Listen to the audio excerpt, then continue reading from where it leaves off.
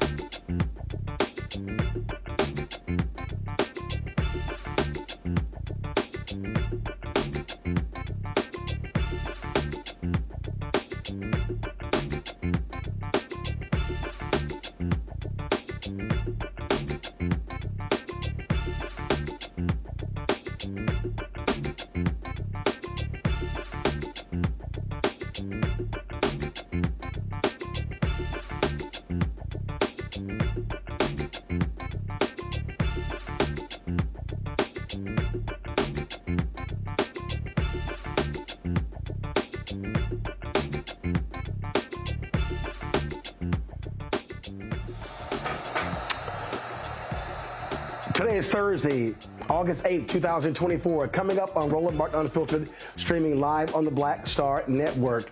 Vice President Kamala Harris, Minnesota Governor Tim Walz, they remain in Detroit today for a rally with the United Auto Workers. And while they were doing that, oh my God, Donald Trump was whining and complaining about crowd sizes. And I had bigger crowd sizes than anybody in history, including Reverend Dr. Martin Luther King Jr. Wait till we show you this fool. Also, the Wisconsin DA has charged 4 hotel workers with felony murder in connection with the death of a black man they pinned to the ground. Will be joined by attorney Ben Crump. Also, the black Texas teen who got suspended last year for his lock hairstyles lost his as part of his discrimination lawsuit, dismissed by a federal judge. We'll tell you about that as well, and be joined by his attorney. Also, Trump surrogate Republican Byron Donalds literally goes on ABC and defends Trump's attacks, questioning Kamala Harris being black. I got a few words for his ass. Also on the show, Congresswoman Cori Bush has lost her re-election bid after AIPAC dumped $9 million into her campaign. Plus, National Urban League honored Master P. I sat down and talked with him at the convention as well. Y'all, lots to break down. It's time to bring the funk on Roland Martin Unfiltered on the Black Star Network. Let's go. He's got it. Whatever the biz, he's on it.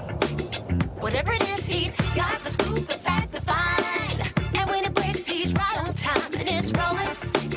Best believe he's knowing. Putting it down from sports to news to politics. With entertainment just for kicks, he's rolling. It's on go, roll, y'all. It's Roland Martin, yeah.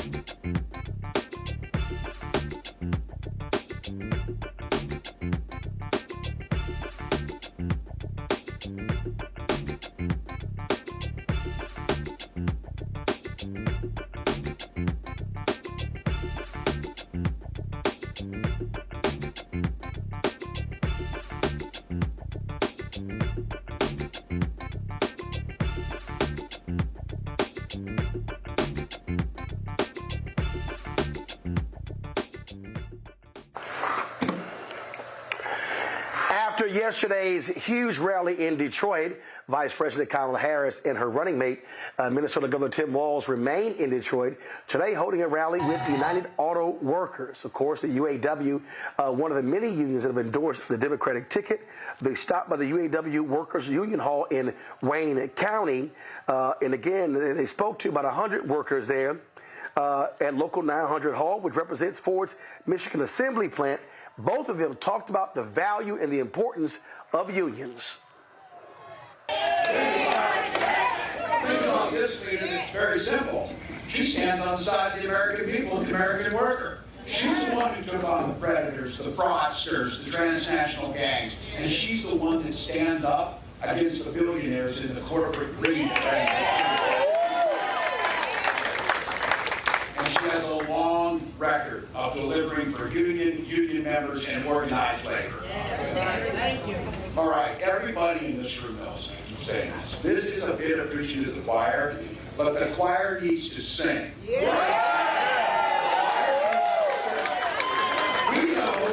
know that unions built the middle class. The rest of America has to.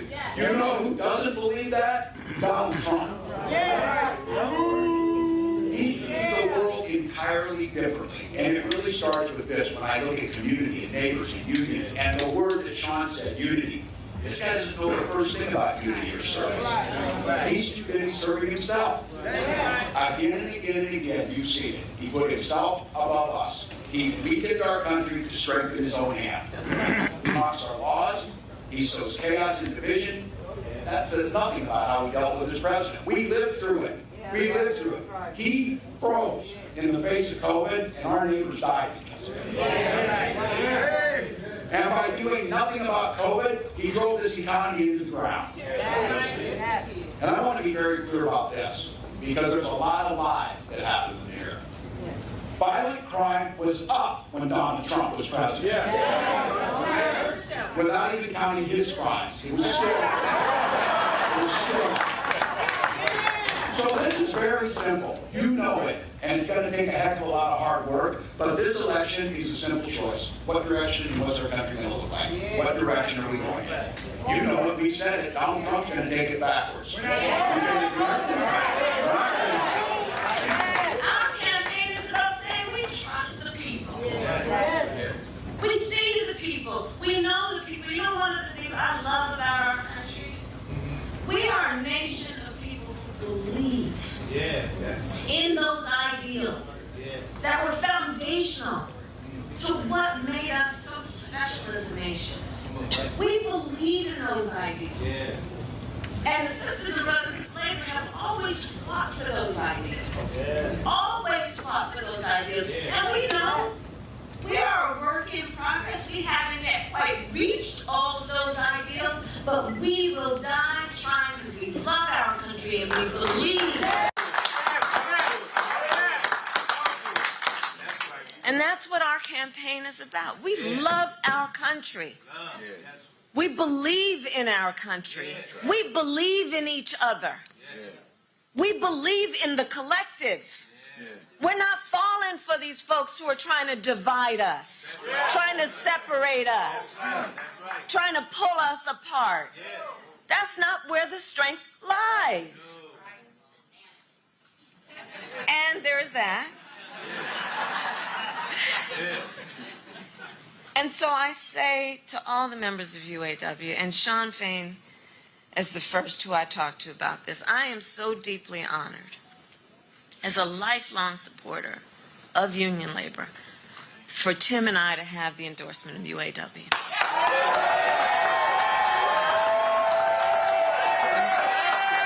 So deeply honored. Because you walk your walk. You walk your walk. And what we know, like we have talked about, we got 89 days to get this done. You know, the one thing about all of us is we like hard work. Hard work is good work. Hard work is good work. The thing that we like about hard work is we have fun doing hard work. Because we know what we stand for. And that's a big part of this campaign. You know, when you know what you stand for, you know what to fight for.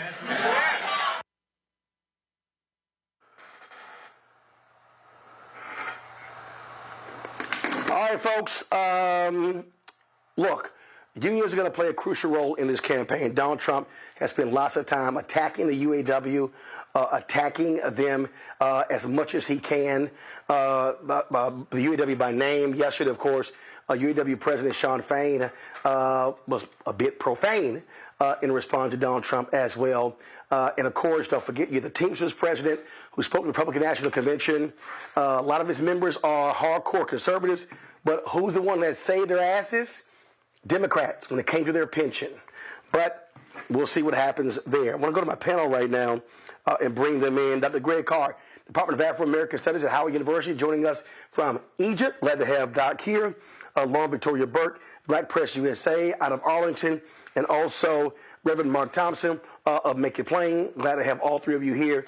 Here's the thing that I find to be most interesting, Lauren. Donald Trump keeps attacking unions, blasted the UAW for not supporting him, called the UAW president out, and I'm like, so you think that's a winning strategy? Okay, let's see if it works.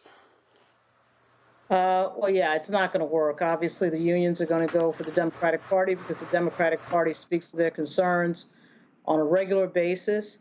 It is outrageous that the Teamsters have not endorsed the Democratic ticket yet after the Democrats saved their pensions to the tunes of millions and millions of dollars. And then Sean O'Brien, for some reason, thought it was a good idea to speak at the Republican convention, which was perfectly outrageous, actually. He is getting a leadership challenge as a result of that decision. There is sort of a tradition with the Teamsters with regard to waiting until both conventions are over to endorse, but it still makes no sense. And so, of course, it's the unions, SEIU. A lot of these unions are very involved in campaigning and knocking doors and handing out lit and putting out flyers and doing all sorts of things that are advantageous for the Democratic Party, as well as it should be, because the Republicans have no agenda for labor, no agenda for the working class that they have articulated. I mean, if I missed it, somebody pointed out, they're not even really talking about issues. And as you saw today at the press conference that Donald Trump had, there's no language specific to working class people or the middle class that the Republicans talk about on any regular basis.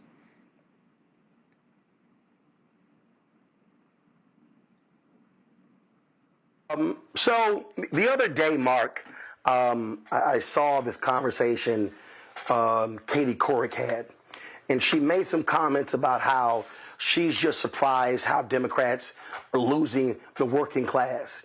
And I had actually sent her, posted a couple of tweets. I'm like, no, Katie, Democrats are not losing the working class. You should be specific. It's the white working class. I lay this out in my book, White Fear. What we have to understand is these white union workers, okay, many of them falling for Donald Trump's nonsense. You saw what happened in Ohio. He beat Hillary Clinton by 450,000 votes. You got these trade workers and others. And the reality is Biden, Harris, and Democrats saved the Teamsters' ass. But the reason you had the Teamsters president there, because he knows, regardless of all of that, a lot of his workers, they're going to vote Republican. This is a perfect example of white union workers voting against their own interest. And first of all, thanks for having me, Greg. All right. Also, this is the handiwork of Reagan. This began under Reagan, when you had many of the unions and Democratic coalition flip over. You know, some people still get off on some type of strength that they see from white men. White men do, as a matter of fact. So that's what we're up against. We're up against this thing of white men. I have every confidence. Of course, Kamala Harris is going to win African Americans. She's going to win Latinos and Latinas. She probably will win white women because of the reversal of Roe, because of the way they voted since the reversal of Roe, because the white women are aware of the mistake they made in 2016. But it's the white men that are problematic. Biden had begun to move college-educated white men, not non-college-educated white men. That's the demographic that Trump kind of has sewn up. But what is going on now, and I think it's going to be challenging even for organizations like the Teamsters to continue to function in the way they are. Tim Walz, somebody said it this morning. I don't remember who it was, but they said it better than me. So I'm stealing this from somebody. I apologize. When I get your name straight, I'll give you credit. Tim Walz is what J.D. Vance would like to pretend to be. He's a real one, all right? He's a regular schmegular white dude that comes from the working class, that comes from Nebraska, all right? So those guys are looking, so wait a minute now, this regular dude like us is in this, and he has all the enthusiasm. He is Coach Walz. If she can cut in, if the rest of the coalition holds, labor, white women, people of color, if it holds, I think if she can get still 1 to 2% of college-educated white men from Trump, she can pull it off. Doesn't need a whole lot. Trump's ceiling is 47%. But you're right. They voted against their own interests. I know what Bishop Barber has always tried to do is work against that and try to organize people and mobilize people to act more in their own best interests. But that's the challenge. Racism and white supremacy prevails. And as Dr. Wilson told us, until we acknowledge that, we will continue to have the same problems. Well, Greg, listen, in that nonsensical news conference, Donald Trump just talked about how we're way up when it comes to white men, and he was signaling to them. And the fact of the matter is, these white men are aggrieved. These white men are angry because they have been in control running America, and they don't like the fact that they now are going to have to share this. And so the real question for Harris Walz, are these white women going to do what they did, where they voted 53% for Trump in 2016? It was a little higher in 2020. You know, will the Dobbs decision cause these white women to realize you are going to be screwed? Keep voting like your husbands. Well, that is a fundamental question, isn't it, Roland? Your whiteness or your life? We know that whiteness, being an unstable, irrational concept, cannot be trusted upon to act rationally or to be predictable. So, and I agree wholeheartedly with Mark. This is really going to be a game of inches, just like most presidential elections are. And by the way, check your voter registration. Check your voter registration. Check your voter registration, because if it's going to be close enough to steal, we all know what will happen. Michigan, of course, and this is a great example again of what we face. These working class women and men. The UAW, a third of its 1 million members are in Michigan.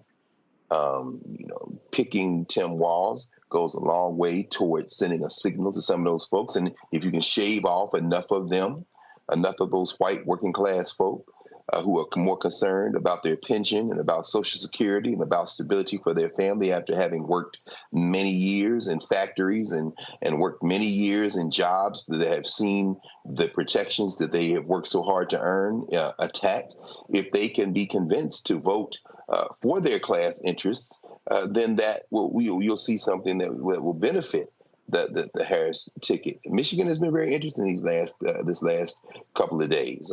We saw, of course, with the uncommitted national movement meeting with the Harris Walz ticket, and then continue to protest nevertheless at the rally that followed. And of course, the thing that has gone viral, the vice president kind of giving them the look, and we've all known that look. The pushback for folk who have said, well, you don't want us to be critical on Palestine. You don't want us to be critical on what's going on in Israel. Well, the pushback is we've got to get in office in order to change foreign policy, and we are committed to doing that.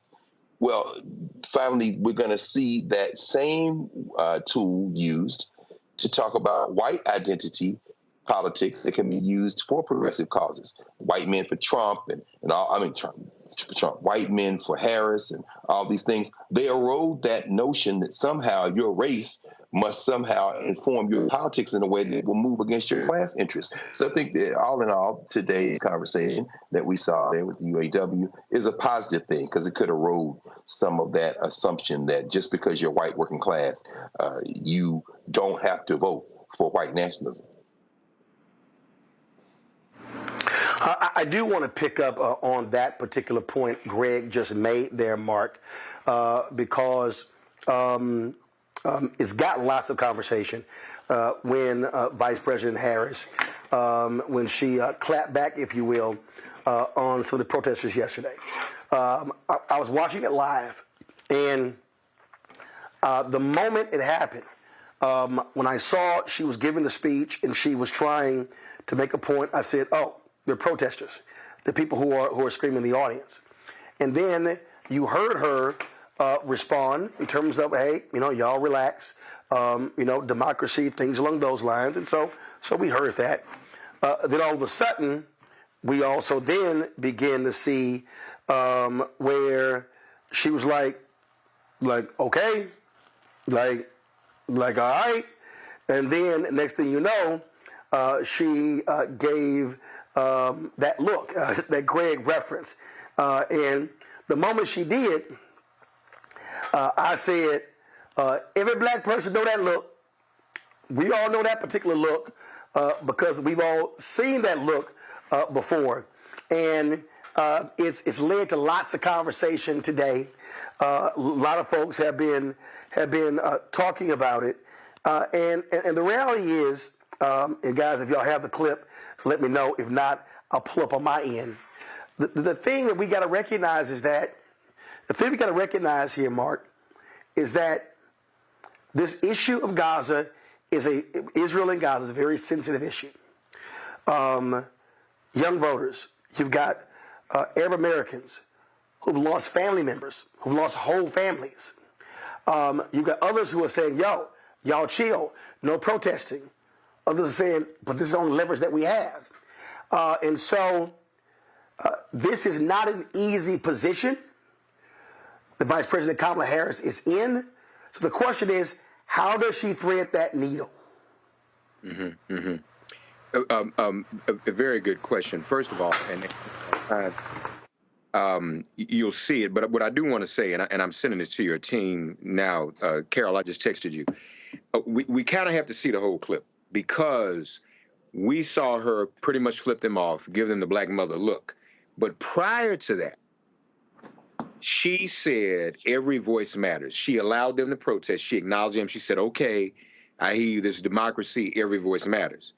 Prior to that, she had met with 2 Palestinian activists in the receiving line. One happened to be Cori Bush's former chief of staff. The other happened to be a physician who also is Rashida Tlaib's sister. And they had a very rational conversation. The vice president said that she would be following up with them, put him in touch with her staff.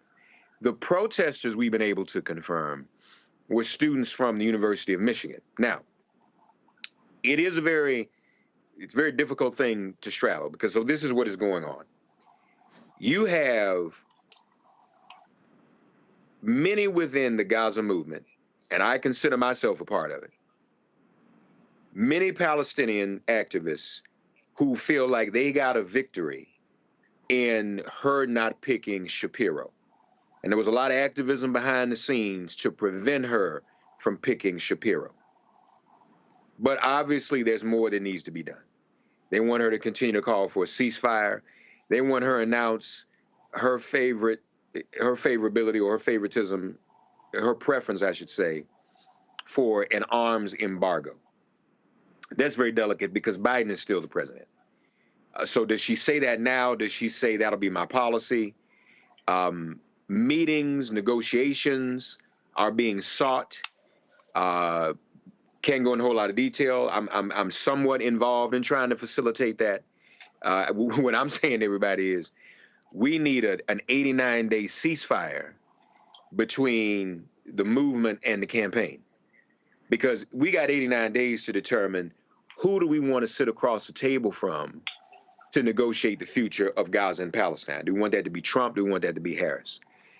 The other reality in this, and folks, and I'm sure people appreciate this, you may not be aware of this, but you'll get it when I say this to you.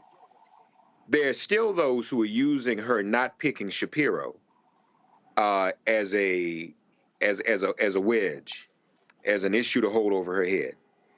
There are those who still believe by not picking him, it was an anti-Semitic move, it was an anti-Jewish move. There are those who are trying to, for an older generation, trying to Hymietown her. For the younger generation, there are those who are trying to Cori Bush her. All right? So it's a very delicate balance. I have been informed that the DNC would like to have some of the families of hostages speak at the convention.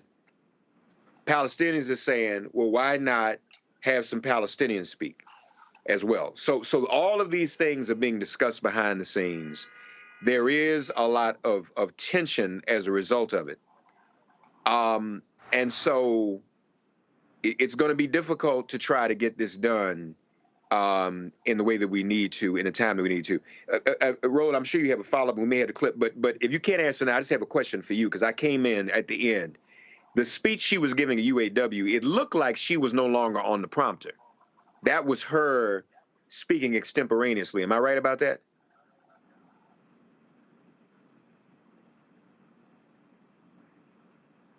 I don't know. I was doing some other work. I didn't actually see the rally, so I'm not sure. But okay. You were talking about the particular clip, and we were live, and so I want to switch to that just so people have the full context of exactly what happened. Here we go.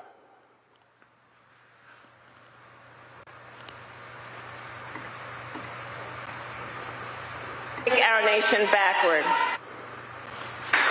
And look, as we move our nation forward, Donald Trump intends to take our nation backward. Just look at his Project 2025 agenda. Project 2025.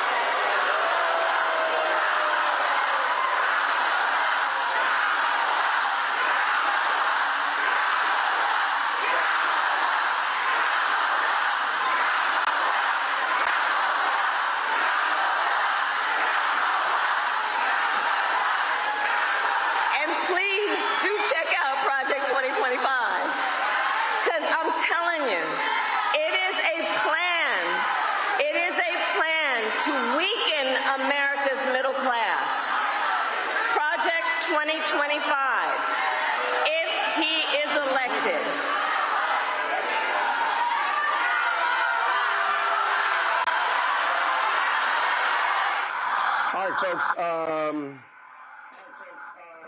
Do this here. So, control room, play it from your end because I'm having an issue with mine.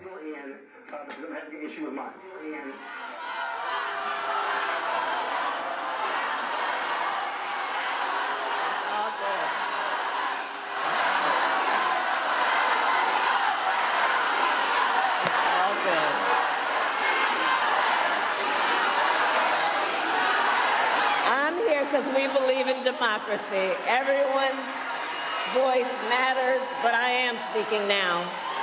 I am speaking now.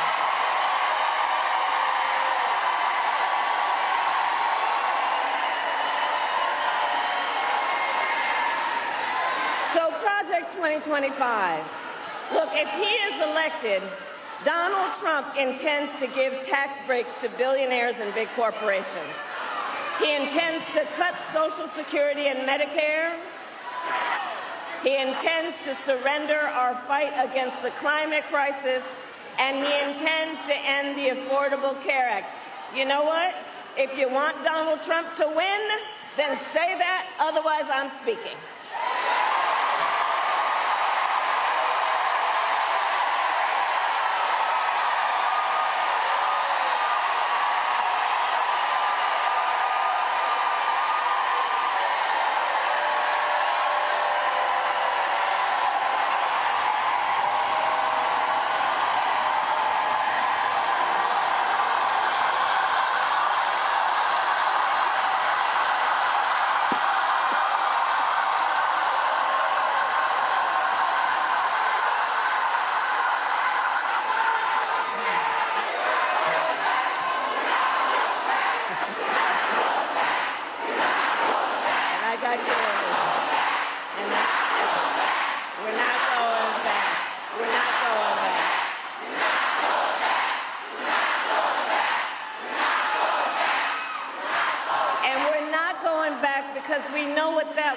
lights.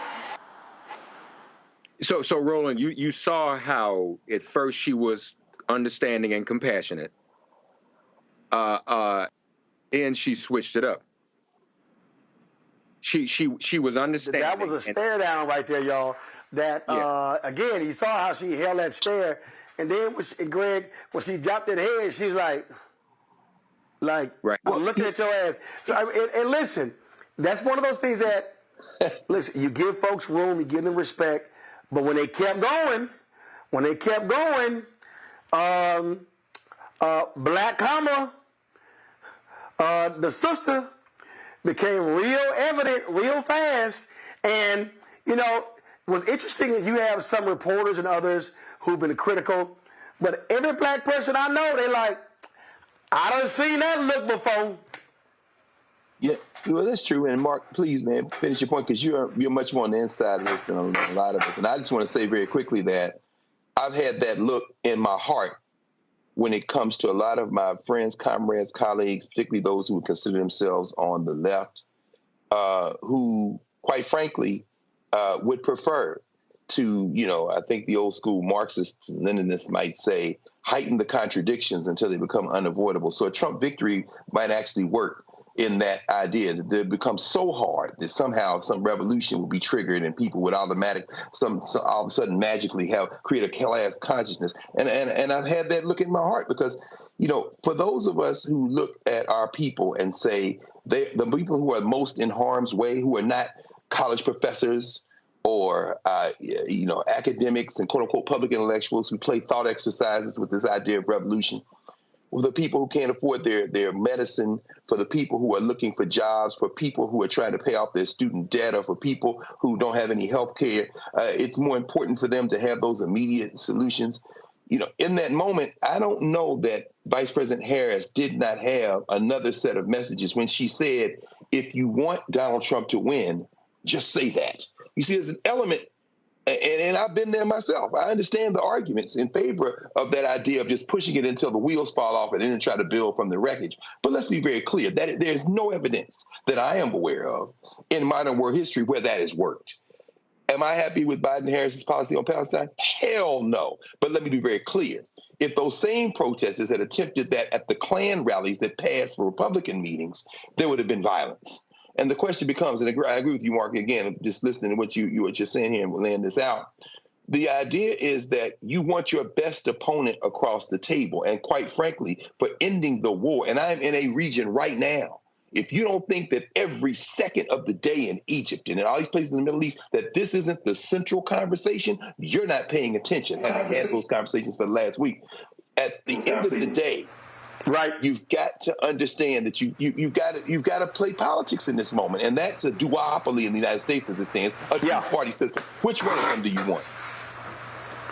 Right. And remember, Susan Sarandon made the same point in 2016. Well, maybe if Trump wins, we'll get this liberal revolution. It was like, the hell are you thinking? And I'm sure many people are regretting that right now. Let me go to our next story, folks. A story out of Wisconsin. Black man was killed at a hotel. 4 workers have now been indicted. Hyatt Regency workers involving the death of Devontae Mitchell. He was punched and beaten with a broom during a confrontation.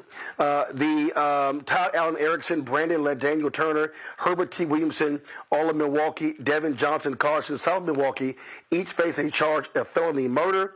Milwaukee County prosecutors say the 4 men are who they believe played a role in the incident. The 43-year-old died during a deadly June 30th confrontation with security, who held Mitchell down for about 9 minutes. Joining us right now, the family attorney Ben Crump, representing the Mitchell family. Ben, glad to have you on the show. When you look at this here, I remember seeing an interview, Ben, with a brother who worked at the hotel, and he said, well, you know, I wish the man hadn't died. I was in fear that I was going to be fired if I didn't help them. Well, now you're charged with murder. So it's one of those things, the brother was so concerned about losing his job, he might not lose his freedom. Exactly, Roland. You know, I think there are certain people in the video that were less culpable than others when you look at them punching him and hitting him in the head with a metal baton. and holding him in that prone position for 8 to 9 minutes while he's saying, "Let me breathe," is reminiscent of the tragic killing of George Floyd. But the Hyatt and Ambridge Hospitality are responsible because they should have trained their employees to call the police. You don't try to detain anybody. What was his crime? He was asking for money out in front of the parking lot, and for that, you give him the death sentence? I mean, it is a very difficult video when you think all they had to do was let the man leave the premises, but no, they decided that we got to detain you. We're going to make sure that you're held accountable because you're trespassing. And for that they're all looking at jail time. And the Hyatt, if they don't come and remedy this problem, those folks, rightfully so, with righteous indignation, are going to continue to disturb the peace at the Hyatt Hotel because Devontae Mitchell blood is on the hands of the Hyatt Corporation. Well, I don't understand. Again, watching this video, why in the hell are you kneeling on the guy? And now you got these workers coming up to the person who's recording. They got more indignation because somebody's recording as opposed to these folks who are kneeling and sitting on this man and literally squeezing the breath out of his body. And started verbally cursing and threatening the people who were videotaping on their cell phones. I mean, a man is saying, "I can't breathe." If we've learned anything from George Floyd, when black men are in that prone position saying, "I can't breathe," why don't you believe them? Why do you continue to torture them to the point of death, where the cause of death is positional asphyxiation because he lacked oxygen to his brain?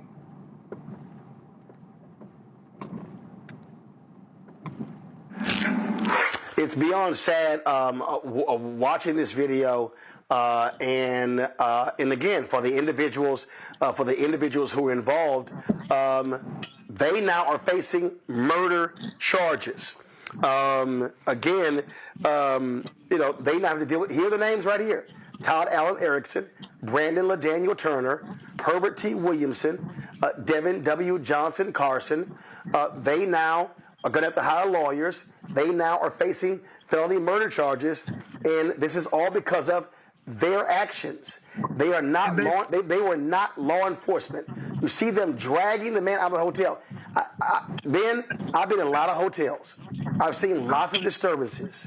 I've never witnessed this, where a lot of times when somebody's disturbing the peace, they sit here and say, "You know what?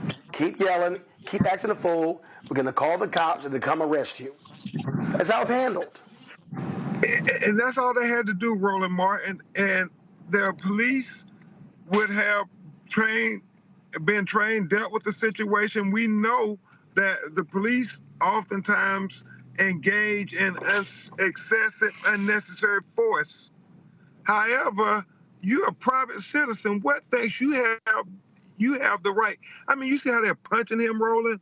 I mean, these guys are going way beyond the pale. I mean, you are a front desk attendant. You are a bailman. Why are you getting involved?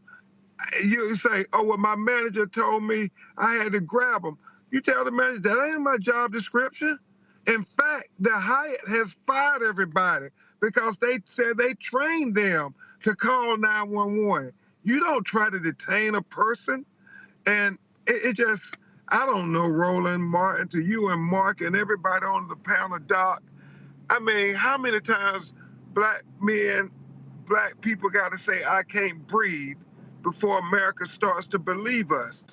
The fact that here we are tomorrow, the 10-year anniversary of Ferguson, and we're talking about, with Governor Walz, the George Floyd case again, about the reaction and the emotions of black people watching us needlessly and senselessly being killed because people don't have the consideration to offer us humanity when we say we can't breathe, when we are in our own homes like Sonia Massey saying that I rebuke you in the name of Jesus. You use unnecessary, unjustifiable, and senseless force to kill us.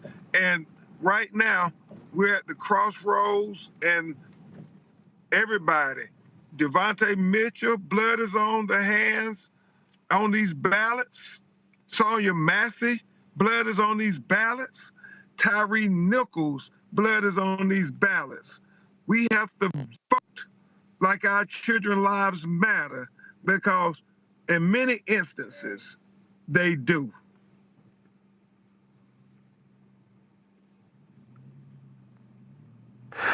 Ben, while we have you, Illinois Governor J.B. Pritzker is now calling for the resignation of the sheriff whose deputy fatally shot Sonia Massey in her home. Pritzker says that Republican Sheriff Jack Campbell should step down because the sheriff has failed.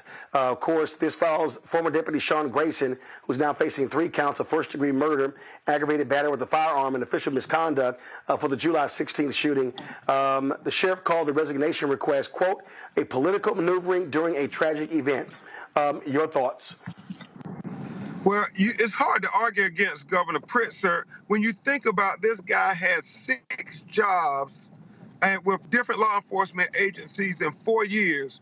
And the fact that it's pretty evident now that this sheriff did no background check or anything is as if he was doing a favor for one of his captains or supervisors who the shooter of Sonia Massey was engaged to his daughter.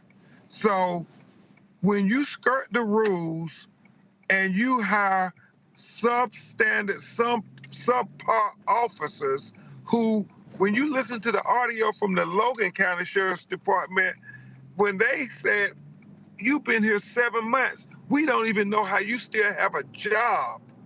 That's how derelict they felt he was, but yet you bring him in and you cut corners, and then he shoots Sonia Massey in her for no apparent reason.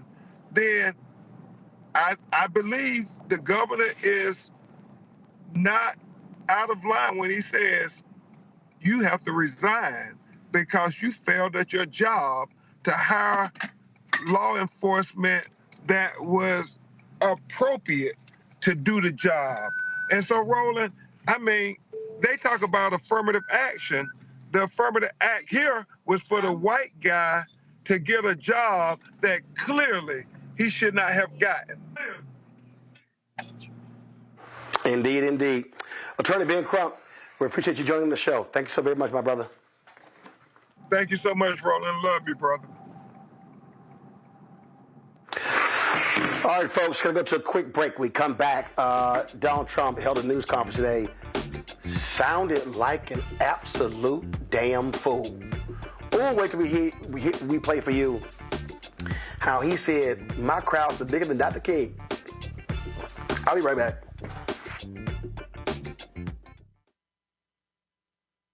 When you talk about blackness and what happens in black culture, we're about covering these things that matter to us, speaking to our issues and concerns. This is a genuine people-powered movement. There's a lot of stuff that we're not getting. You get it, and you spread the word. We wish to plead our own cause. Too long have others spoken for us. We cannot tell our own story if we can't pay for it. This is about covering us. Invest in black-owned media. Your dollars matter. We don't have to keep asking them to cover our stuff. So please support us in what we do, folks. We want to hit 2,000 people, $50 this month, raise $100,000. We're behind $100,000, so we want to hit that. Y'all money makes this possible. Checks and money orders go to P.O. Box 57196, Washington, D.C. 20037-0196. The Cash App is $RM Unfiltered. PayPal is R Martin Unfiltered. Venmo is RM Unfiltered. Zelle is Roland at RolandSMartin.com. What's up, everybody? It's your girl, Latasha from the A. And you're watching Roland Martin Unfiltered.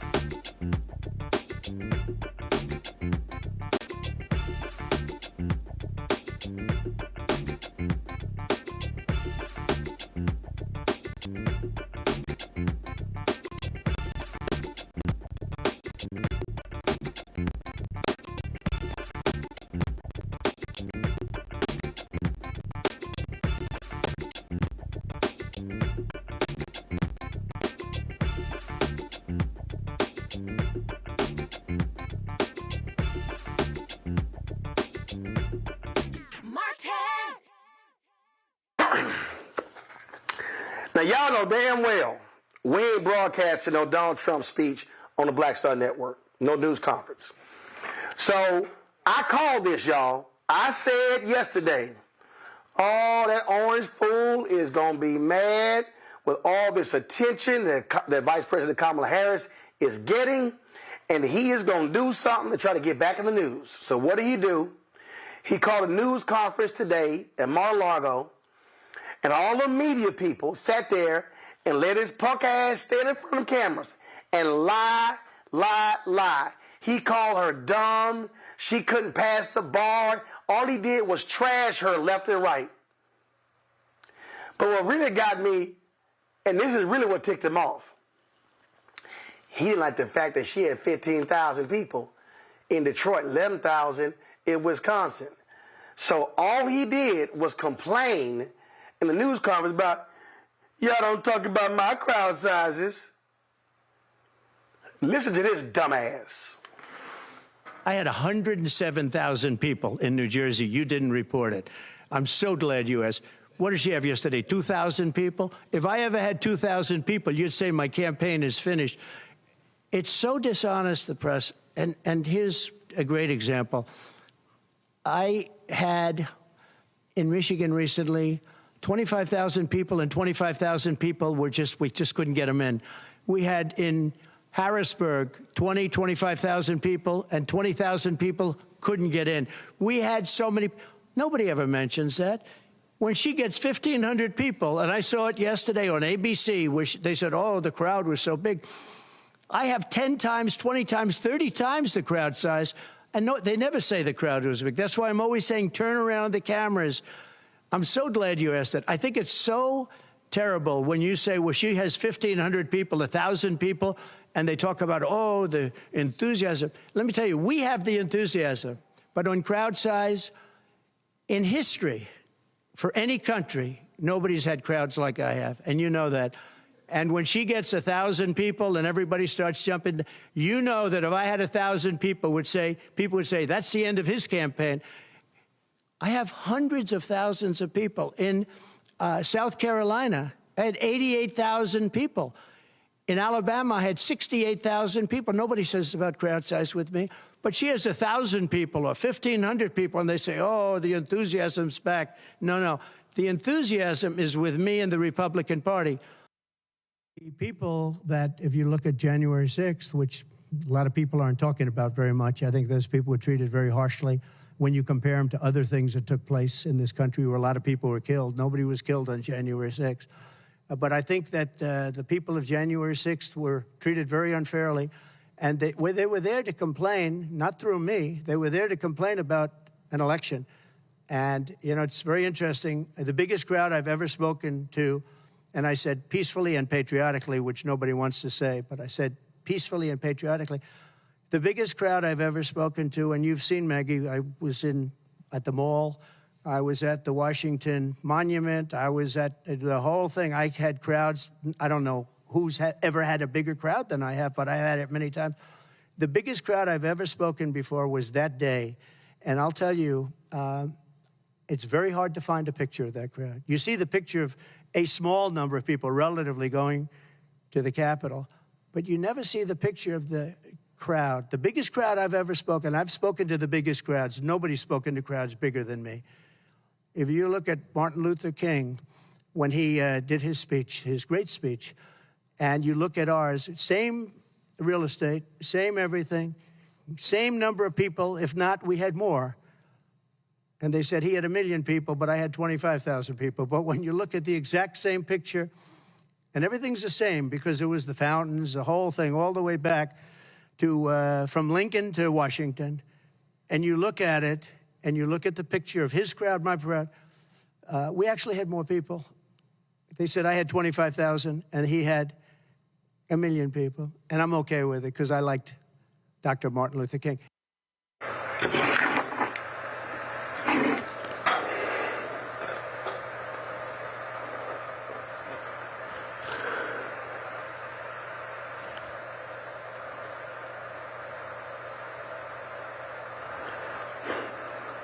Gone. Gone. Don't even know what. Don't even know what to say. Nothing you can say. First of all, that's clinical. If y'all want to know how dumb this man is, it was 250,000 at the March on Washington for Jobs and Freedom. Ain't nobody ever said it was 1 million. That's the crowd. Now, everybody and their mama know that was not his January 6th crowd. If y'all could find a photo, let me know. In fact, Bernice King had to weigh in. She went absolutely not true. I really wish that people would stop using my father to support fallacy. What you're dealing with here, Mark, is an absolute narcissistic, lying, idiotic, attention whore who is so mad that she's getting the attention that you literally come out and whine over it. That was only 2 clips. He kept going, cause y'all, I got big crowds. Ain't nobody got big crowds than me. Now, when you say something that dumb, I immediately thought about this. Come on, go full screen. This crowd right here, your ass ain't never had that crowd. This is the 2009 Obama inauguration. We all know that Donald Trump did not have people going from the Capitol to the Lincoln Memorial. And here's the thing, Mark, them punk-ass reporters who love to kiss his ass didn't challenge him, didn't say, why you lying? Because they want that freak show back in the Oval Office. Yeah. Yeah, and to be clear, his base is white men. So he's pushing all those buttons. Martin Luther King, Kamala's dumb, she's not really black. All of that is to inflame and stoke a reaction from them. Let's be clear. That's his base. That's what he's counting on. They have to come out for him to win. If 1 or 2% of them stays home, cooked, all right? And they like that. They like that. You go into the lowest common denominator. That's why he's messed up by Walz. Walz is, as I said, a regular old white dude. Just regular, right? Don't even have no money, all right? So that is like short-circuiting white men. Wait a minute, you saying this stuff. But then this dude is over here saying something else. And he's just like us. Matter of fact, he's more like us than you, because you're a fake billionaire. Greg, I said earlier, you heard me invoke Dr. Welson's name, and I was invoking in another context. But I mean, Donald Trump is clinical. And I'm gonna be honest with y'all. I'm glad Kamala's in it. I'm glad Kamala's in it. I'm thankful for the sister. She's gonna be all right. But you know, I think all of us, we're a little uncomfortable. Nobody wants to get taken out like the way Joe Biden was. Lauren, we wouldn't want people to do that to us. And so think about this. No. Took Joe all the way out. Just dogged him. You got to go. Nancy and Obama, yeah, I said Obama, they were involved in it. Take him out. Just because the man, he's elderly, he's slowing down, the stutter's getting a little worse in old age. Look at this dude. The editorial said Biden needs to drop out.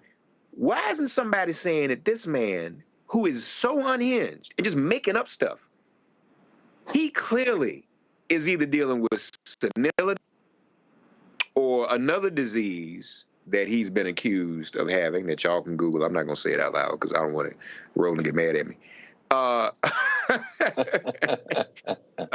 It's in the tertiary stage, but he got something going on in his head. Unwell, seriously unwell. Or is it? But here's the deal, Lauren. The only reason the New York Times said Trump should not run is because they got their asses kicked in a Biden editorial. The reality is, this man is nuts. He's deranged. He's off his rocker. And they sit here and ask him questions. In fact, think about it. That news conference today, they were more calm, more serene than any White House news conference with Karine Jean-Pierre.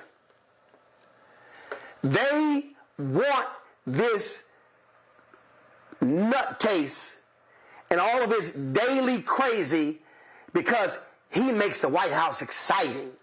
They were complaining, damn, Biden, he's so boring. That's the real deal here. Yeah, and Aaron, the Aaron Blake story post today was another example of how completely crazy this is.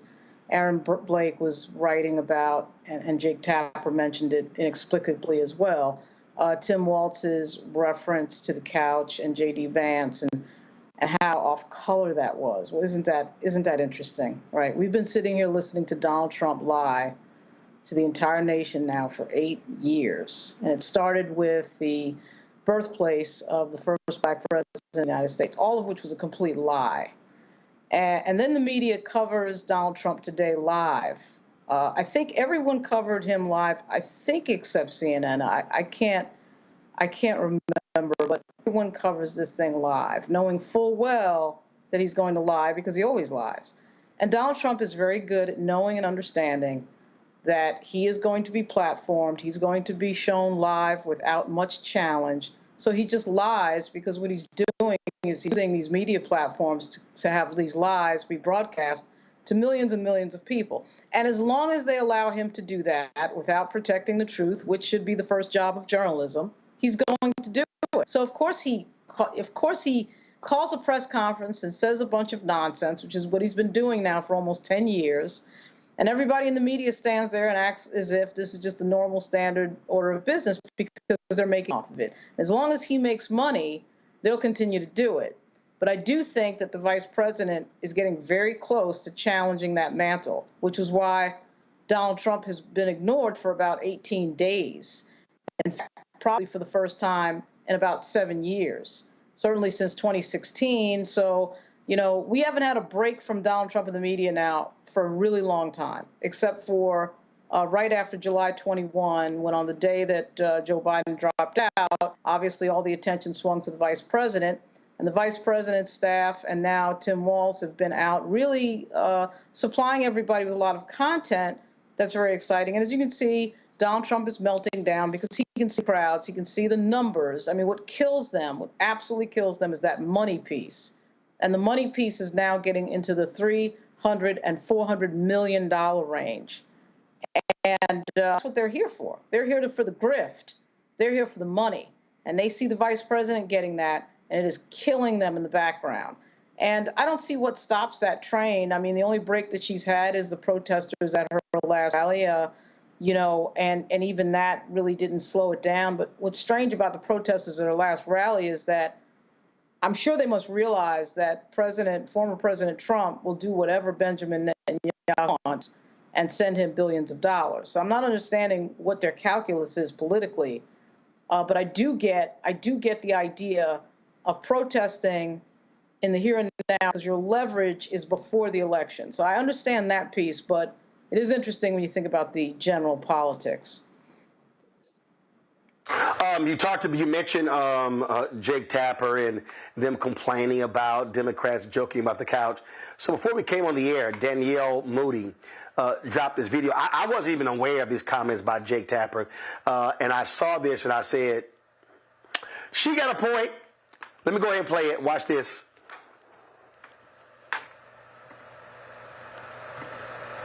Governor Walz's joke about J.D. Vance getting off of the couch is gross and a horrible smear, and he's revolted, and he's asking questions about what happened to our slogan of when they go low, we go high. I wish that you showed that same fucking energy at Republicans and their racism, their misogyny, their anti-immigrant sentiments. I wish that you showed some type of outrage at the transphobia and the homophobia, but when it comes to that, oh, it's racially tinged, or you can't tell people what's in their heart, or you don't really know what the Republicans mean. So let's platform them on CNN and give them an opportunity to spread their white nationalism and their fucking lies. But this is what you want to show your gross disgust with, is a couch joke? Jake Tapper, I'm disgusted by you. Miss me with the bullshit. Okay? Thanks. Makes a good point to me, Greg. Oh, absolutely. And you know, it's funny, in this short attention span world we live in, you know, this is a war of images. It's a pantomime, and we know that. Donald Trump, as you said, Lauren, this has been the longest season out of controlling a news cycle and being the center of spectacle in a very long time. And as far as commercial entertainment, quote unquote, news media is concerned, of course they want a competitive race and they would like to see Donald Trump win. Well, that got short-circuited when Joe Biden crossed over the Democratic Party, who put all the knives in his back by endorsing Kamala Harris in the same breath as leaving the campaign. And then black women, then black men, and then all these other groups following in the wake of these sisters and brothers have taken the attention away from mass commercial media's ability to shape opinion and put the profit in their pockets. And so, I mean, we saw, and of course, we just saw, since we've been in conversation this evening, ABC announced that there'll be a debate on the 10th of September between Trump and Harris. Donald Trump is apoplectic. They're propping him up. They're doing what they always do. But in this case, the Democratic Party, for the first time in a very long time, actually is winning the image fight, is winning the politics of theater that steps in instead of the substantive politics in American democracy. And so I'll just say this as it relates to these issues. It doesn't do any good. Should be no arguments trying to fact check Donald Trump. Last I checked, the University of Michigan football stadium holds about 110,000 people. So for that fool to say he had 107,000 somewhere, it just defies logic, and everybody knows that. But that isn't the point. To what you raised, Mark, that isn't the point. It isn't about truth. It's about image war. It's about saying crazy stuff. It's about being the center of attention. And you picked a junior varsity person to be your vice president. You're now in an unhinged rant, trying to regain the attention. But now, because of what the Democrats have done so far, right, you have found yourself on the wrong side of being clowned. And Donald Trump is in a clown car at this point, and I don't know how he escapes at this point. Before I play this video here, which I find to be quite hilarious.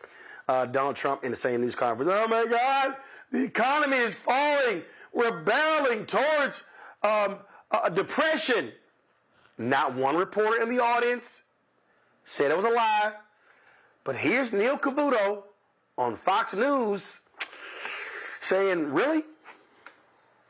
You might have heard the former president referring to what's going on right now as a hurdle toward a depression. Well, if that's the case, the market's had a funny way of showing it, at least today, with the S&P 500 putting in its best single-day performance we've seen in a couple of years, the Dow tracking its biggest gain of the year. But again, these are volatile market conditions.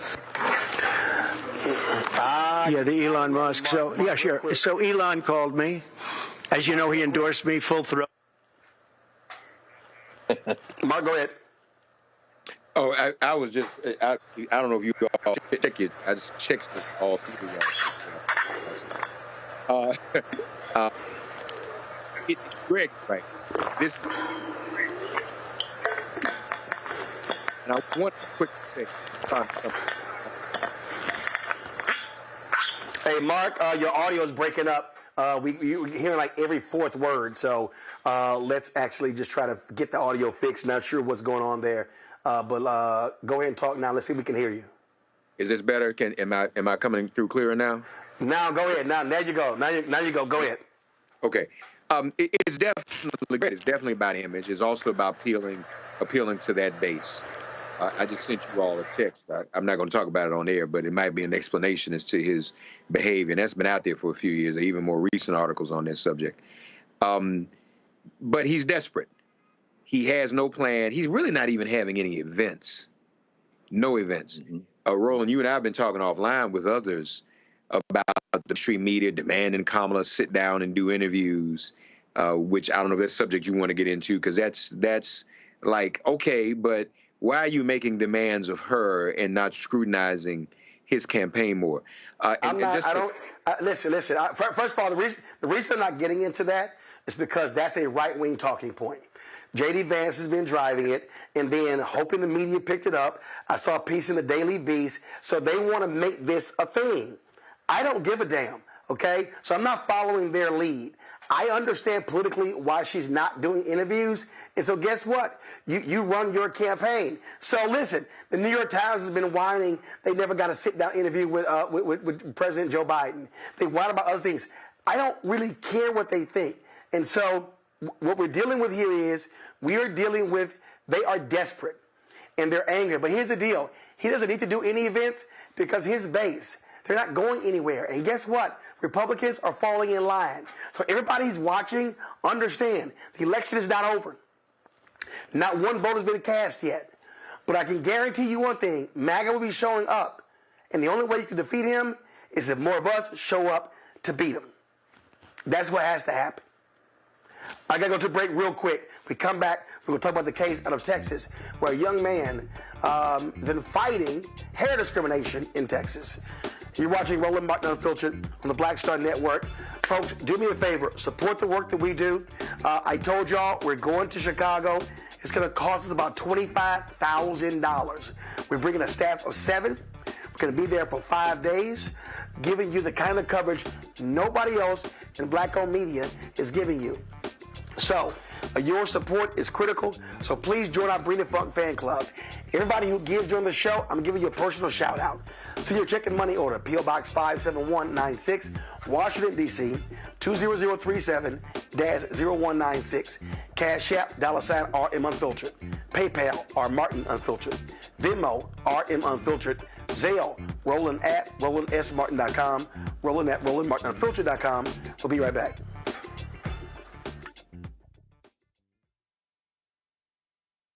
Next on the Black Table with me, Greg Carr. Democracy in the United States is under siege. On this list of bad actors, it's easy to point out the Donald Trumps, the Marjorie Taylor Greens, or even the United States Supreme Court as the primary villains. But as David Pepper, author, scholar, and former politician himself says, there's another factor that trumps them all and resides much closer to many of our homes. His book is Laboratories of Autocracy, a wake-up call from behind the lines. So these state houses get hijacked by the far right, then they gerrymander, they suppress the opposition, and that allows them to legislate in a way that doesn't reflect the people of that state. David Pepper joins us on the next Black Table, here on the Black Star Network. Hey, what's up, y'all? I'm Devon Frank. I'm Dr. Robin B., pharmacist and fitness coach, and you're watching Roland Martin Unfiltered.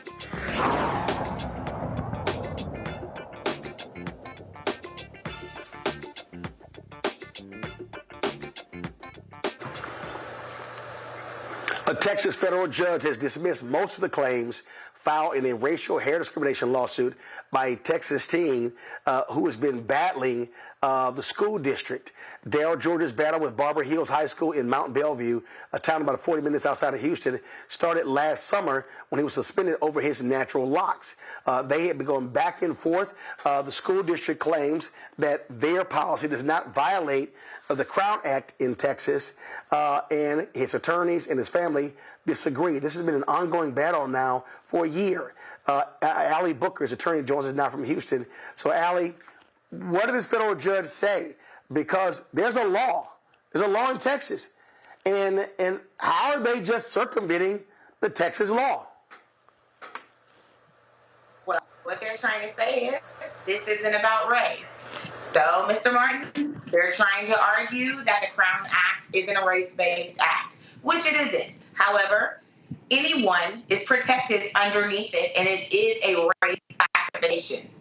So, we're more than likely going to have to appeal that ruling as it relates to the finding on racial discrimination, because we don't agree with that. We are happy that gender is still in, but this is a race claim and it must be recognized as such. Okay, so you're going to appeal.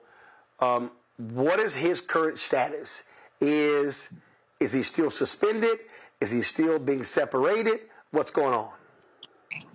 Yes.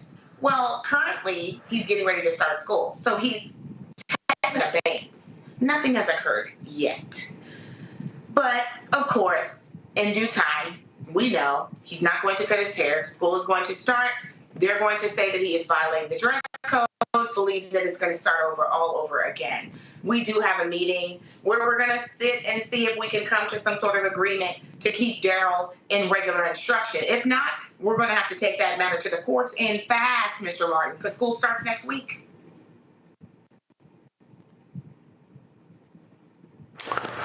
So school starts next week, and obviously they're not relenting. What has been the impact on his academics? That was an issue that we asked last year. The impact on Darrell? Yes. Well, I just spoke, and it's funny that you asked that. Darrell just texted me and said, please, make sure you move for that injunction. I do not want to have to go through this again. I can't believe in this. Those were his words. So I'm going to have to move forward. I'm going to have to move quickly. Darrell is very happy about the fact that his case is alive. We should understand he's grinning ear to ear on that issue. However, he does understand that there is a fight before him, and he does know what they're going to try to do to him, and it does scare him, Mr. Martin. Well, this is no shock. This is what a lot of these Texas folks do. They want to ignore that law, and hopefully Congress will get his act together and pass the federal Crown Act. It got through the House, but Republicans blocked it in the United States Senate in the last session, and so we'll see what happens next. Allie, we certainly appreciate it. Thanks a lot. Yes, sir. Thank you. This right here, Greg, is one of those policy matters that, again, changes if you've got a democratically controlled House, democratically controlled Senate, and obviously you control the presidency. The fact of the matter is, Republicans always, they talk about, how they care about black folks, and, you got Byron Donalds, I'm going to deal with his ass next. Oh, we don't see race. People come up to me and they want photos with me, not because I'm black, because I'm Byron. Well, you ain't saying shit about this. No, and he's not going to. Byron Donalds is a spectacular example of toadyism, a rent-a-Negro phenomenon. But in this specific case, it's very interesting when you look at Judge Brown's opinion saying that there's no case law to support a First Amendment claim for protection of hair length. This is an opinion. There's a theory in critical race theory called legal indeterminacy, where you can have the same set of facts and come up with a variety of different interpretations. This is a classic example of this. Another judge might say there is a First Amendment claim, regardless of whether there's a body of case law or a 14th Amendment claim. But the judge hearing this case is a clown judge. That would be Judge Jeffrey Brown, a member of the Fellow Society since the late 1990s, a Trump appointee, and a person that Vanita Gupta, on behalf of the Leadership Conference of Civil and Human Rights, wrote a letter to the United States Senate at the time of his attempted confirmation in 2019, saying that he must not be confirmed. This is a clown who refused to say whether Brown versus Board of Education was correctly decided. This is a clown who has come up against LGBTQIA rights, who has come up against women's health care, who said that short of an 1861 moment, I don't know what we can do about cases involving everything from a woman's right to terminate a pregnancy to same-sex marriage. 1861 would, of course, be when the Civil War started. In other words, Jeffrey Brown is a clown. And so his interpretation of whether or not this young man has been discriminated against cannot fall under the rubric of legal decision-making, but rather ideological decision-making. He is an ideologue, and that's why you fight elections to win elections and to appoint judges to the federal bench who are not Jeffrey Brown. So this can't be read as a legal argument. This is an ideological argument, and Jeffrey Brown's an ideologue. And listen, Trump wins, Lauren, you're going to have a lot more of nutcases like him on the federal bench. Yeah, I mean, I think the case begins and ends with the fact that this is a Trump appointee. There's really nothing more to talk about. I don't know that it would have made any difference what the arguments were legally or anything else. One of the things about the Federalist Society and the MAGA right and a lot of these Trump supporters is they're always trying to deny that there is any sort of issue that has anything to do with racism. They're denying racism, period. They think racism doesn't exist. It's a figment of our imagination, and that 400 years of history is completely irrelevant. So that's basically the fact on that. I think the Crown Act passed the House outside of this Congress, but it would be nice if the Democrats in the Senate run by Chuck Schumer would actually make this a priority, such that you tuck some of this language in a bigger bill. And for whatever reason, it's not a priority for the Democrats in the Senate. It should be. And I'm not sure why that's being held up or why that's a problem. But at any rate, anytime Joe Manchin wants something, that sure as hell is a priority that gets tucked into legislation. So it would seem to me that something as straightforward as the Crown Act could happen for the Democrats as well in the Senate.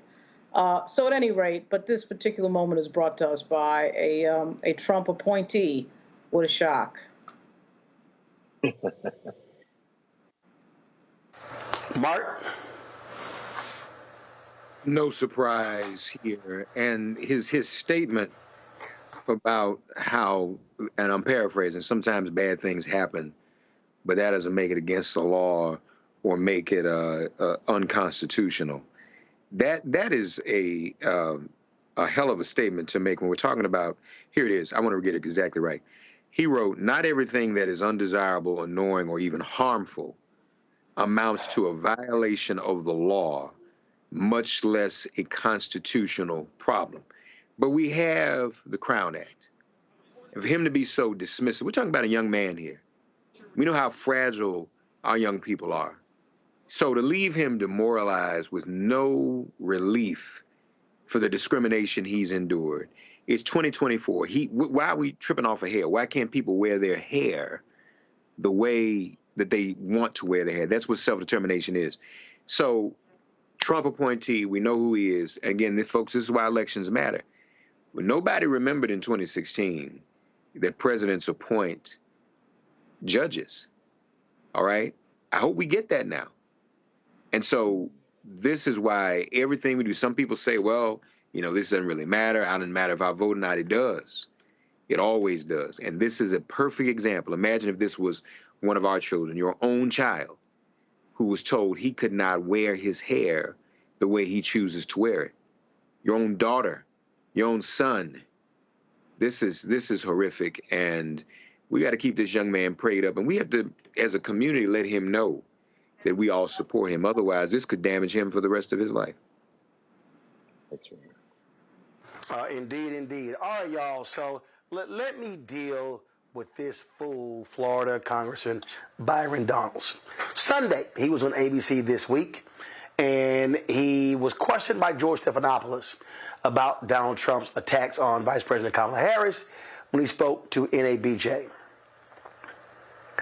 I don't use, and let me just be real clear, I don't use words like coon, Uncle Tom, sellout, Oreo. I don't use any of those words. I don't like to use them against black people. I don't allow them on my timeline on social media. But when I sat here and watched this fool, Byron Donalds, embarrass himself, embarrass his family, embarrass his ancestors, and what got me the most is, how your ass gonna do this when your wife white? Your kids ain't no different than the Vice President Kamala Harris. Her mama's Indian, her daddy's Jamaican. Last I checked, he black. Now, let me be real clear. There are some white Jamaicans. I've met them. But her daddy black. And he sat his Bama ass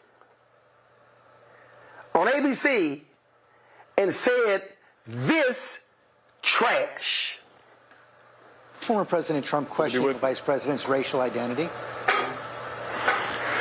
Well, first, George, in Chicago, he was responding to a question from, I believe, Rachel Scott. Like, this is really a phony controversy. I don't really care. Most people don't.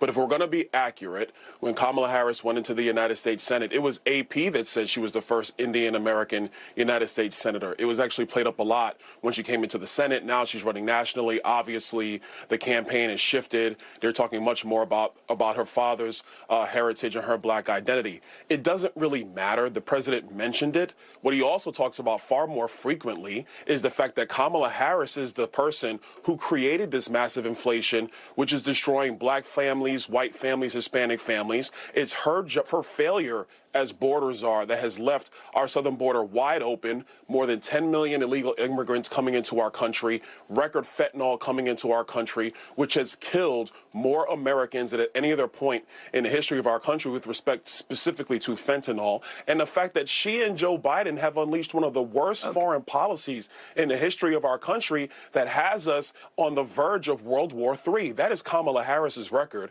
President Trump talks about that frequently, but yes, he did mention it in Chicago in response to a question from Rachel Scott. And you just repeated the slur again. If it doesn't matter, why do you all keep questioning her identity? She's always identified as a black woman. She is biracial.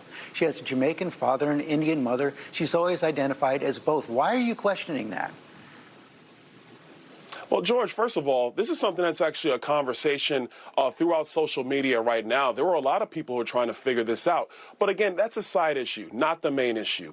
The main issue. Sir, one second. You just did it. You just did it again. Of the United States. Why do you insist on questioning her rational identity? You want me to talk? I want you to answer my question. George, now that you're done yelling at me, let me answer. He talked about it on the stage yesterday in Atlanta for, 2 minutes? He spent more than 35, 40 minutes going after her record, talking about how radical of a senator that she was. She was the most liberal senator in the United States, in the United States Senate. That is a fact. He talked about the job that she did as vice president of the United States, a job, I will add, which has been a failure for the American people. I know you guys like to glom on to this that he talks about in jest or in a serious manner for about a minute or so, but what you do not cover is the litany of failures of Kamala Harris. That's what you're not covering, George. So questioning somebody's racial identity for a couple minutes is okay? George, I'm going to tell you again, he brought it up. AP is the one that wrote the headline when she first came in to the United States Senate. Didn't talk about her being black, talked about her being the first Indian American senator. AP brought that up. I mean, George, we could have this conversation for the entire segment, but none of this matters to the American people. What matters to the American people is, are we going to have the same policies of the Biden-Harris administration that has been destructive of the American people, or are we going to have the policies of the Trump administration, which put America first, had low inflation, prosperous Americans, no matter your race, no matter your color, no matter your creed, and a foreign policy that kept America safe? Those are the facts that truly matter, because this issue is going to come and go. The lives of the American people is what's going to remain, and that's what matters more than anything else. If it doesn't matter, I don't understand why you keep on repeating it, why the president keeps on repeating it, why those introducing the president yesterday George, keep on actually, repeating I'm not the one who keeps repeating it. George, you're the one that's bringing it up now. That's you. You've done it, I understand why sir. you've done it. You've done it 3 times. Every single answer you gave me. Now let me finish, sir. George, every single answer you gave, you repeated the slur. Asked me, George. That's why I'm pushing back on you now. George, you asked me the question 3 times. I responded, but I'm. And every single time you repeat the slur. That is exactly my point. You simply can't say that it's wrong. George, so then what you're saying, and I want to get off this topic because it's not the only thing that's going on. But George, now you're saying that AP is the one that slurred Kamala Harris, because those are the facts. You can go to the internet and look at the clips, George, if you want to, or we can talk about this now. I prefer to talk about the future of our country, because the American people are struggling. The American people do need serious policy decisions to be made, and they need serious leadership on the world stage. Kamala Harris has not proven that she can do that. Donald J. Trump has proven that he can do that.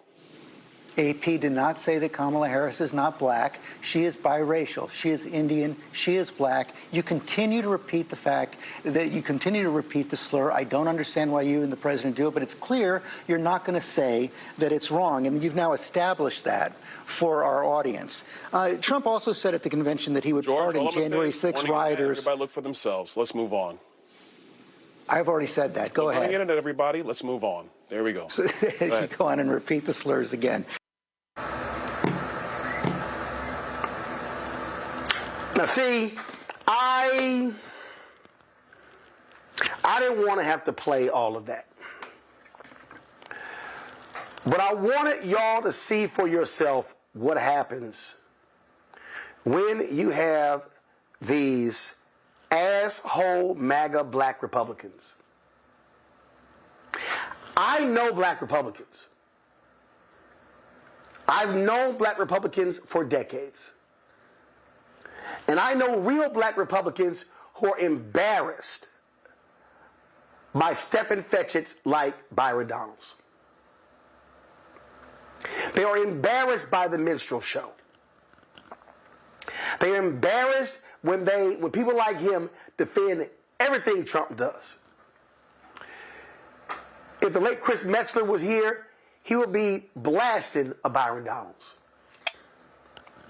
When I think about other black Republicans over the decades, they shake their head when they see fools like that. Donalds would do anything to kiss Donald Trump's ass. And yes, Byron Donalds, on ABC this week, you look like Stephen from Django. You sounded like Stephen from Django.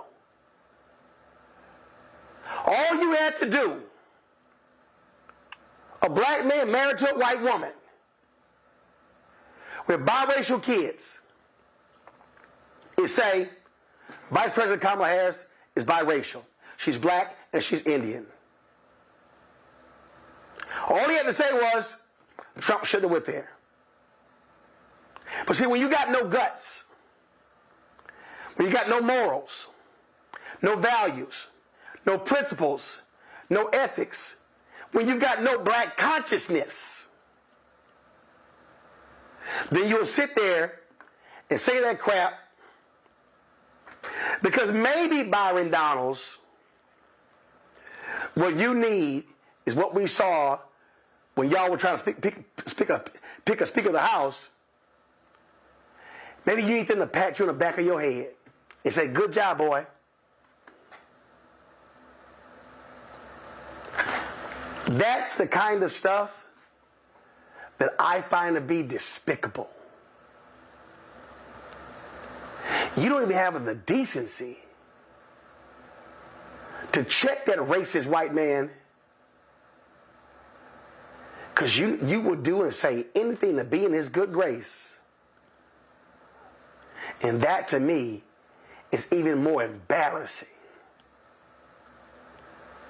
So when you walk your ass around Congressional Black Caucus Foundation, let's see if you have that same energy. Mark Thompson? Yeah. I know you don't like names. I looked up when you said step and fetch it. I wholeheartedly agree. And you know I don't mind name calling, but I'm going to refrain out of respect for your show. It's really incredible. This is 2024. Who does not have biracial or multiracial relatives in their family today? Who doesn't? And what is J.V. Vance and his wife? What are they? What's going on there? So for people to keep repeating these slurs, for Byron Donalds to keep, you're right. I mean, he has a white wife. He's, I don't know whether they have children or not, but if they do, they are building a multiracial family. He mentioned something though, folks. So I want to bring this back home. He got biracial kids. That's right. That's what I thought. I wasn't sure. But I want to bring this back home, Lauren and Greg, too. And you all know this. Online, right now, you got black accounts. I put in air quotes because we don't always know who, I don't know why that's doing that. We don't always know who some of those people are. I did my favorite. Because Mark, that's the new, Mark, that's the new iPhone feature. When you do that, it creates that celebration balloon effect. But go ahead. But I'm not on my iPhone, so I don't know why it's doing that. But anyway, I'm just trying to tell you that's what happens. I'll regroup. But listen, I'm gonna restart. But listen, let me just say this: on some of these accounts, social media, you have black folk questioning her identity as well. Okay, raising questions about who her parents were, whether her father is actually black, even though he's from Jamaica. There's even one popular account got millions of views with this dude saying that her father's not a real Jamaican, that he's actually Indian and from India himself. My camera's back up control. He's actually from India himself, and he immigrated to Jamaica. I'm like, where y'all getting this stuff from? So there is this obsession with her, trying to other her. We got to cut that out. We really, really have to do that. Byron Donalds is a clown. We know that. And again, he's following the Trump script. This is the appeal to the lowest common denominator. And, I have to wonder how many of these so-called hillbillies, as J.V. Vance would call them, themselves, like he does, have a woman of color in their lives. Well, Lauren, here's the whole deal. And when he goes, a lot of there's a discussion on social media. I'm like, dude, you're a member of Congress.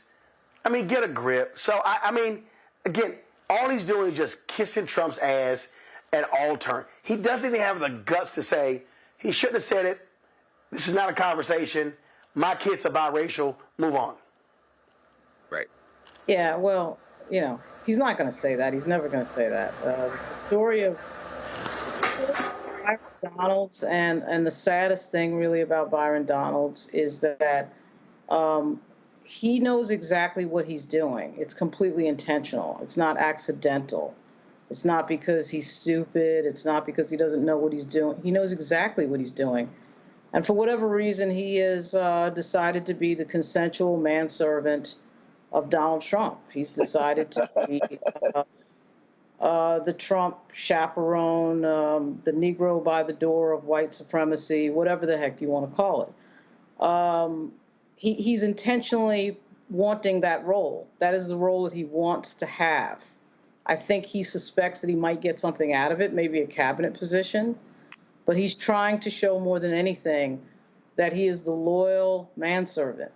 That is the role that Byron Donalds, that's what we're watching in contemporary times. You know, we're watching effectively an archetype from the 1800s. And that's sad. It's sad that somebody black in this country thinks they have to stoop that low to anybody, white or black, in this way. But it's particularly humiliating to watch in the context that we live in today, because there really is no reason for it. I mean, there really is no reason for any of that. Byron Donalds has come a long way. He had a criminal record and ends up as a member of Congress. And yet, for some reason, he feels like this is what he has to do to succeed. And even dumber, he thinks that nobody else can figure out what this is. But, you know, I got to say, the fact that he won't tip the bit is really weird to watch. Very strange and emasculating and odd. I mean, I just can't understand it. I mean, most people, a lot of these black Republicans are really good at understanding when you get to that point where your personhood and manhood and self-respect is slipping away. So you keep your mouth shut. You may not want to say publicly that you're in disagreement with Donald Trump, but you keep your mouth shut. And for whatever reason, Byron Donalds is intentionally doing this, and it is something to watch. I mean, I just can't believe it. It just makes me think about the old movies before Step and Fetch It, and even those guys probably were aware of their position. But to be doing this in contemporary times is just unbelievably embarrassing. We sick. Yeah, we sick indeed. Lauren Victoria Burke, I'm gonna tell you, you've had some compelling descriptors over the years, but I promise you, consensual manservant has so many different ways. I think that is my favorite way to describe the congressman from Florida. Consensual manservant. I mean, there ain't a number of directions we could take that. I'm just gonna let that. Like, that's a beautiful thing. You know, and I think you're absolutely right, Lauren. Byron Donalds is after certainly one thing, regardless of whatever else he's about. He's about his wife, Erica. Erica Donalds wants to be Secretary of Education, probably, in this country. This is a clown who was on the board of Moms for Liberty, on her local school board in Florida, who hitched her star to the wagon of DeSantis in Florida until she switched over to John Trump. And she is dangerous. She's been involved in everything from Hillsdale College and Moms for Liberty to all kind of right-wing charter school networks in Florida, where she has siphoned off public dollars with the help of her punk-ass husband, who, when he was in the Florida legislature, helped push through legislation that his family, through his wife and the charter schools they run, directly benefited from. I think this is as much about Erica Donalds, the woman of Byron Donalds' dreams, than it is about Byron. You know, unfortunately, of course, Byron Donalds, who passed himself off as a fake Jamaican for 15 seconds at Florida Agricultural and Mechanical University in Tallahassee, coming down from New York. Unfortunately, Byron Donalds, who said that, you know, the black family was more intact prior to the end of segregation, which, of course, would have meant, if we had gone back to those days, that he could not marry the woman of his dreams. And by the way, shout out to Tim Scott for marrying the woman of his dreams a couple of days ago. But Byron Donalds is a means to an end. He is a consensual manservant, to quote Lauren Victoria Burke, whether it be to his wife Erica or to Donald Trump.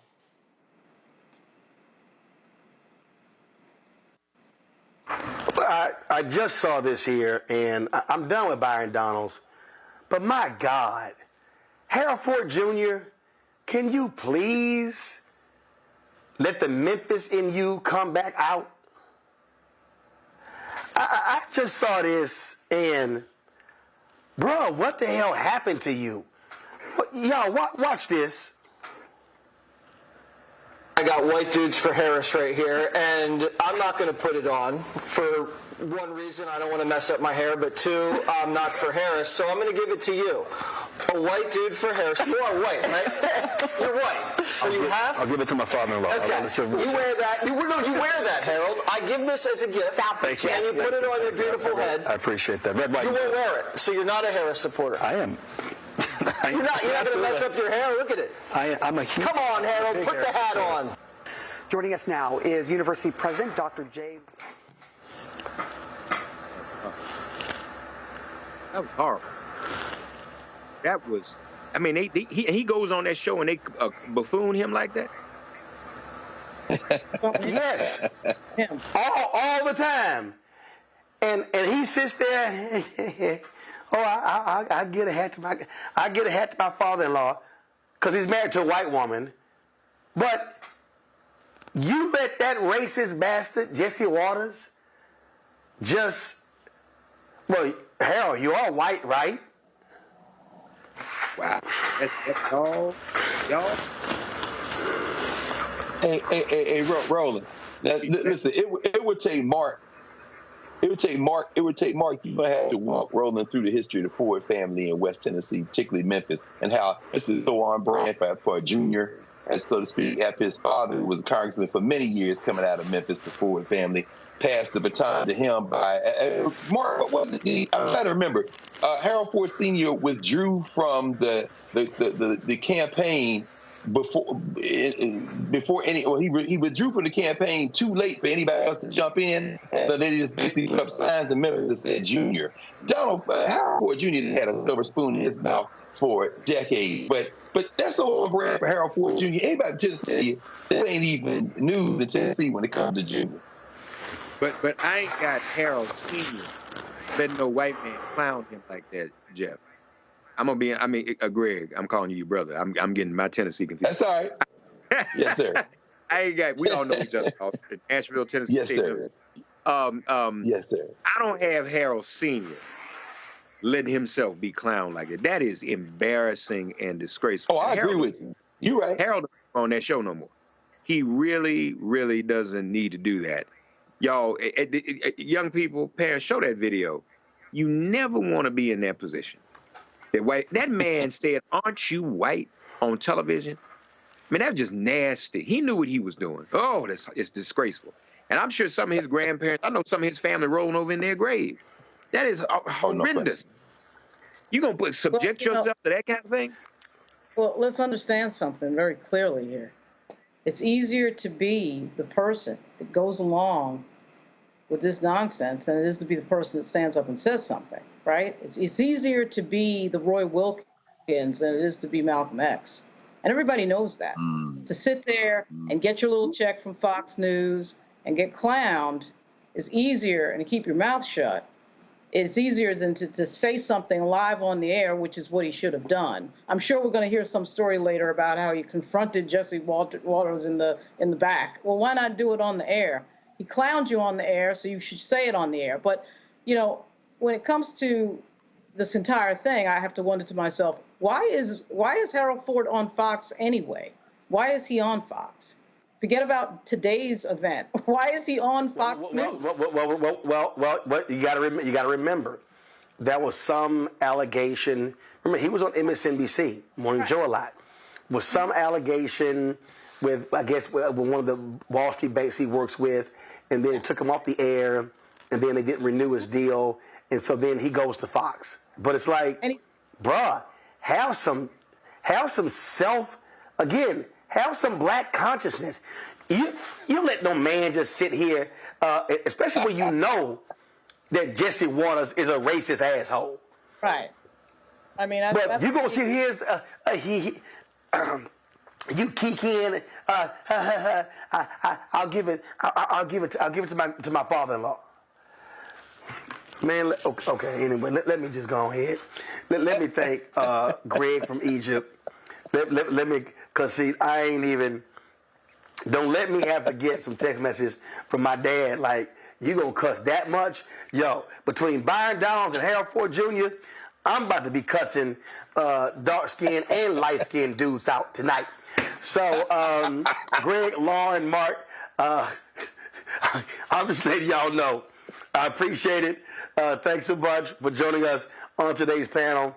Hey, folks, I was at the National Urban League in New Orleans, had a fantastic conversation with Master P about African-American entrepreneurs. Here's that conversation. Folks, we're here in Master P. You've been honored by the National Urban League here in your city. How's it feel? I mean, amazing feeling. It's definitely an amazing feeling, and to be able to be here in my hometown and being recognized by the Urban League, because I grew up definitely saying, you know what, this is an organization that's in the community, that's making a difference, and I grew up watching Mayor Mark Morrell. Yep. Longtime mayor here? Yes. Daddy was mayor here? Yes. All that? Yes. Man, one of the things that what I really, really love what you're doing, what you've always done, what you're really doing now, trying to get our folks to understand that we don't have to be the show and not the business. Yes, yes. Well, you know, I think our people get caught up. I tell them product outweighs talent, and also we don't think like owners.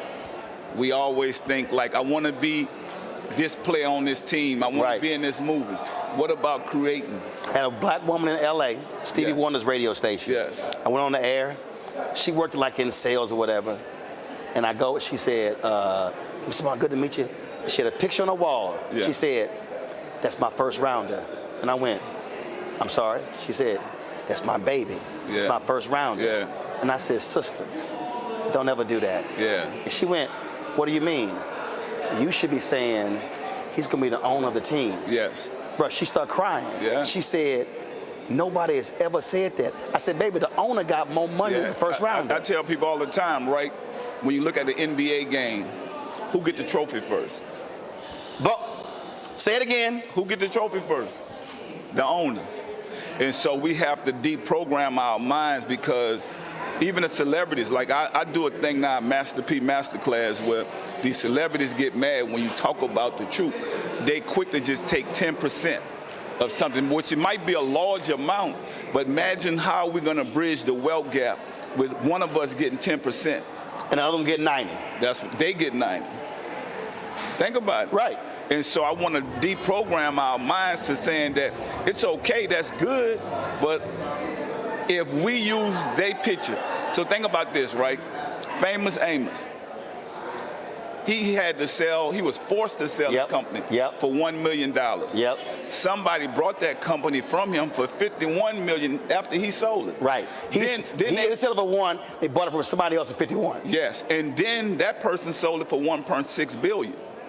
So we don't understand the importance of ownership. So $1.6 billion, nobody went back and gave that man nothing, because his face, name, and likeness is on that product. They didn't change it. They didn't change the ingredients. But I have one more question for our culture. Why you only brought a little of that product when it was owned by Famous Amos? But how come we spent $1.6 billion supporting this? And you know what? If Famous Amos would have still owned that product, you know what our people would have said? They have sugar in it. Wait, it's a cookie. No, let's be honest. It's a cookie. But you okay with them selling us a cookie that's worth $1.6 billion? Right. But we can't do that, because we're going to find some kind of problem with it. And so for me, as I grew and got better, I got into the healthier foods products, right? So I got Miller Family Foods now. Yeah, let me show you this. So see, branding. Yeah, marketing, you gotta know this. Miller Family Foods. How come we can't be the next Kellogg's? Right. Think about it. So here, as healthy. somebody who travels, so in my Sprinter, I'll have Quaker Oats oatmeal. Yes. What you're saying is, why not have Miller Family Foods oatmeal? Right. Think about it. And think about, we're putting money back into the community and culture. We educating our people. Right. And I want our people to know that we can do this. I literally was on a call today with a brother, Todd Brown, Urban Edge Networks, and we work with Black Media. Yeah. And we've been on this Black-owned media collective. Yes. And the crazy thing is, $340 billion spent on advertising, and how the firms freeze out African Americans. Yes. And we were sitting trying to explain to folk that, well, when you're sending money, and then no disrespect to BT, but the reality is they white owned. Yeah. And what we said is, when you spending advertising money with BT, then they coming to black folks. Yeah. But when you spending with us, we're hiring black folks. Yeah. We're investing in black organizations. Yeah. It's a whole different deal. Well, I want to tell you one thing, brother, and I know a lot of people don't tell you this, but I'm proud of you. I'm proud of what you have done for the culture and the people and not being afraid to stand up. The same thing I'm doing. Right. So think about this, right? Walmart just sponsored the BET Awards. Right. What if they'd have put that money into our community? So you only doing that for the BET Awards or even Black History Month to show people look like us on commercials. We've seen a lot of that. But I'm suing Walmart because when I put my other cereal out, they hid it in the back of the stores. And so they didn't want me to compete with these major companies. And General Mills, Kellogg's, all of them. So think about this, right? I went sit down with their CEO of their company and two brothers and sisters that look like us. They sit me in this room and they told me, Mr. Miller, I love what you're doing. We're going to make all these changes for our culture and our people. We about diversity. Man, when I left out that office, I realized that those people didn't mean nothing. That was just going by what they have to do. This everyday business for them. Right. Do you know how many thousands of people had to hit me up now saying they done me the same thing, but they have no verse? Right. So that's why my fight is for economic freedom for our people, for the people that don't have no verse. And this is also, this is because I try to do this on my show, educating our people. Yes. When I go talk about BET, when we talked about owning. Yes. When Bob and Sheila Johnson owned BET. Yes. It's in Brett Pulley's book, A $1 Billion Bet. Yeah. BET was getting $1,500 yes. for the same ad that MTV was getting $8,000. Yeah. Now, if Bob Johnson and Sheila had gotten fair market value, they could have sold yes. 1/3 of BET for the same $2.8 billion and still own yes. 2/3 of it. Guess what though? What you saying? Our people don't want to hear that. Our people gonna say, well, why he saying this now to them? Let's be honest, but you're saying let's educate our every day. Every day. We're not taking shots at them. No. We saying look at what your worth is. Wait a minute. When the white guys, it's in the book, Mel Karmazin and Summer Redstone went, wait a minute, they getting $1,500, yeah. MTV getting $8,000, they went, we gonna get $8,000. I'm gonna tell y'all what we have to do. We have to educate the ones that want to be educated, because everybody don't want this. Most people just want the little check. Right. And so what I was trying to do, even the lady that created Patty Pies, she was a Walmart executive, a black lady. Right. But she don't work there no more. So I'm saying you got to know your worth and your value. Yep. Why is you not working there no more when you helped create one of the biggest brands in the world? And then the guy that made it go viral, James, Walmart promised him all these deals, and I'm saying, how come it's 10 years later, we can't sit around and wait for these people? They're not gonna, we need to do for us. Right. And my thing is, for me, as a businessman, this fight is not about me. This is about our culture and our people, and I'm gonna fight for the ones that have no verse. We got to hold them to their word. Yeah. And even the employees that work for them that got great jobs, I'm saying you can lose that job anytime. You got to do what's right. I'm letting God lead me on this journey. This is a real David and God. Because some people say, well, Pete, you gonna fight them by yourself? I say, yeah, I'm gonna fight them by myself till my people wake up and want to join the movement and fight with me. Well, it's interesting because I gave the MLK Day speech at Walmart in Bentonville. Yes. CEO was there, went to the whole company. Yes. We've been trying. This show will be 6 years old on September 4th. Not one time has Walmart invested and advertised on this show. Yeah, well, guess and we do 15. But guess what? And they don't realize you are the verse of our culture. And that's what they don't understand. The only black daily news show in America. And it's real. But guess what, though? We got to keep letting our people know the truth, because the truth hurt. Yep. And we're going to give them the truth, the ones that want to, that stand up with us and fight and do what we got to do. Because think about it, we just lost another black woman. You know why we lost this black woman? Because of economic empowerment. Because think about it, if we were straight, the sister in Springfield who got shot and killed? Yes. Massey? Yes. Sonia Massey, man. Massey. Rest in peace, and my prayers go out to her and her family. Yep. But I'm saying we got to stop this senseless crime that's happening to us, because we have no power, because we have no revenue. And so we have to change that. I told Ben Crump, like, we have to get out here and educate our people and let them know about real economics. That's why on this show we do it every day. Yeah. And cats hit me and they like, man, why you keep harping on that? I said, because if you don't understand, I said, this is the whole deal. When you go to D.C., you got the White House. Yeah. There's only one federal agency that shares along with the White House, Treasury. Yes. White House power, Treasury's money. Yes. Power, money, money, power. Yeah. That's America. Well, you know what? I'm going to tell y'all right now. We educating our culture. We're going to keep doing it. And Yes, I sir. tell people all the time, right? If we could invest 20 to life committing crimes, going to prison, how come we can't invest 4 years going to college, educating our people? And I tell people all the time, right? We throw parties, we give money to these people that commit crimes. You know, we call them our homies. And the ones that go to college, we call them squares. We have to change that whole mindset. And I don't care if they don't like it, because I have family members incarcerated and everything, but I would rather give my money to a kid going to college than us keep going back to the penitentiary. And so I want to change that mindset. I want us to grow. And it's not a shot to nobody, because some people might be in there innocent. So I ain't saying the innocent people. Right. I'm saying the ones that ain't innocent. Let's be honest. Because you do have some good people that get caught up. Right. So I'm not talking about them. I'm talking about the ones that really destroying the community culture. Because they're going to be ones, come on, why me and you saying this? Well, man, they saying P only saying that because he rich. No, I was poor before.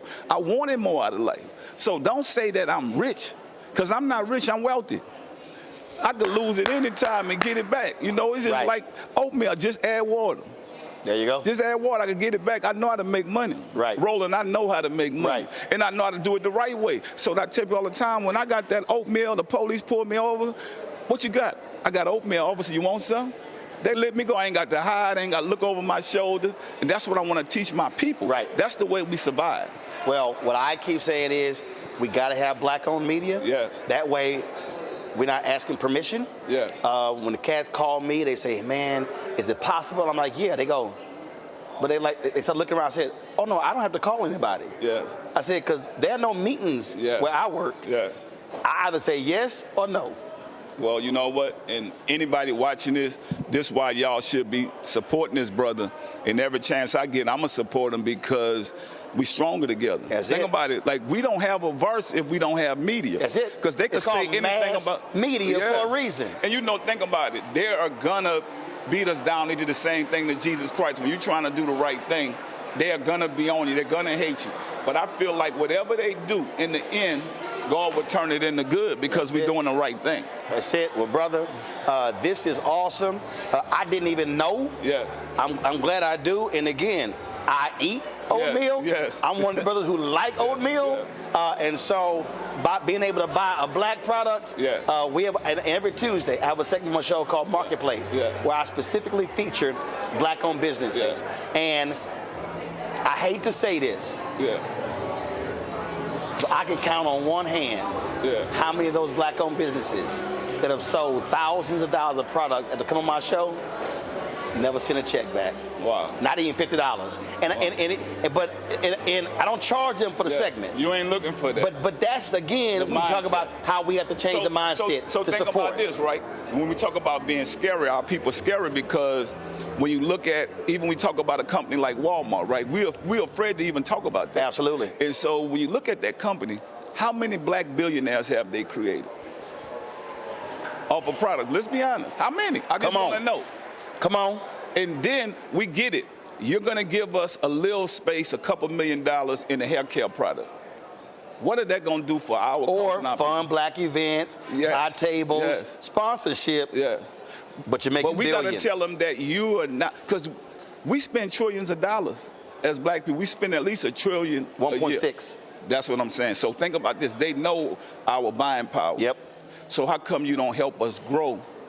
Build capacity. Yes. How come you don't help us grow to create financial freedom? Yep. Especially the ones that are creating products and brands, because that's what we are doing. Yep. And my thing is to anybody out there that has been mistreated, lost money that have all these products that, you know, they tell you we're going to pick your products up and then they don't take it. So now people, I know so many people that hit me up that got products sitting in their garage that they thought they was going to get this big deal from this company. But you know what?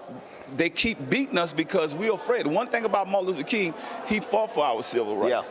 I'm fighting for economic empowerment for our people and our culture because... Well, the last 5 years, that's what he was focused on. Yes. He was focused on economics. The last sermon he gave, April 3rd, 1968, he says in the sermon, he said, Jesse, what do you call it? He said, redistribute the pain.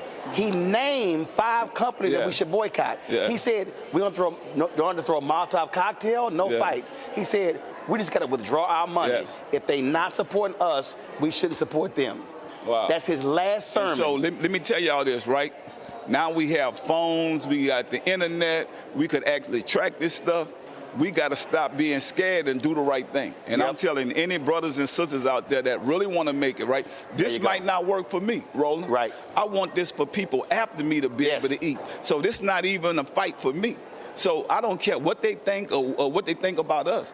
Yeah, man, Master P come from the music industry. You're not going to remember me from the music industry. You're going to remember me from this, for creating products and brands and owning. When you talk about Miller Family Food, because a lot of these companies, that's their last names. We don't even have none of those. Think about it. We think Gucci is just a fly name. That's a family name. That's a family name. We're creating family names. Abercrombie and Fitch. Yes. And so we're going to change that. We're going to change that.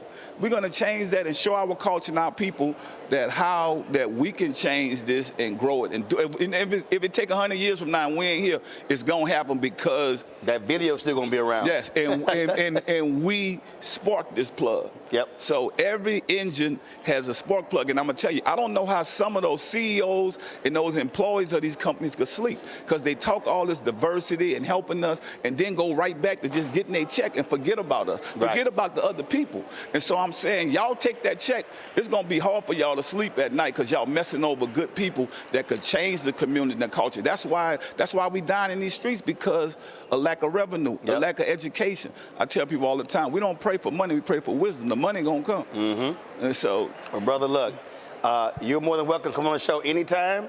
Again, I ain't gotta ask nobody, so we can talk as long as we want to. Yeah, no, but you know what? This is a blessing that, and people say, P, why you had to do what you had to do? I say, this $1 billion lawsuit had to be done because they don't respect our people. They respect me. They just trying to quiet me and P just chilling. No, we ain't quiet enough, because we got thousands of people y'all have messed over. You know how many billionaires we could have created? Think about it. Kellogg's, General Mills, all those companies got the opportunity to put their products in. We got to go link up with somebody to even get distribution. And so I want to change that mindset and say, this is the 21st century. Let's do right for our people. Like, do right by us if you want some of that $1 trillion. There you go. Spending budgets that we have that we're just giving and buying y'all products. No, we're going to change that, because when they look at our $1 trillion, they look at it as a budget. I'm going to get these people money, and we've been building their brands. So think about it. Every time. People that look like us, that's who going to Walmart. That's who going to these stores. We are building these brands, and we're afraid to do that for us. And all we got to do is create our own products and brands, but we need distribution from them. It's going to be time for us to start creating some of this stuff. That's it. Well, look, you keep swinging. Yes, sir. I'm going to keep doing this thing. Like I told you before, the value we have, I ain't renting these cameras. I own them. So we ain't got to ask nobody. And I got a slingshot. I'm ready for the giant. Oh, well, I ain't got a problem hitting nobody. But we're going to do it the right way. The corporate way, because I want them to see that we are smarter, we're wiser now. It ain't just about music. You know what I'm saying? Because everybody have a past. But you're going to see that we are grown up and we're going to make a difference. And we're going to let God lead us on the journey. So we ready. We're ready for this fight. Man, you keep doing it. We're going to keep doing it. And again, anytime you need to share it, all you got to do is hit me up. Yes, sir. I appreciate it, brother. Yes, sir. Appreciate it. All right. What you just heard from Master P, folks, is why we matter, why Black-owned media matters, why Roland Martin Unfiltered or the Black Star Network matters. And you hear me talk about this here and what the close the show out. But I'm telling y'all, I wasn't lying there. We have met. Publicis is the agency for Walmart. We have met with them. We've sent proposals. We've done all sort of stuff. Talked to the Walmart people. Zero. Not one dime. Not one penny. And we cover the issues. Well, it ain't just Walmart. It's a whole slew of companies who've been running. PepsiCo embroiled in a lawsuit right now with Urban Edge Network. And a PepsiCo executive referred to HBCU dancers and cheerleaders as hoes, as strippers. Y'all think I'm lying. I ain't lying. I need y'all to understand what they're saying out here. In fact, there was a sister. She actually posted one of the text messages of the PepsiCo executive. See, I now know why PepsiCo canceled the meeting I had with him in January.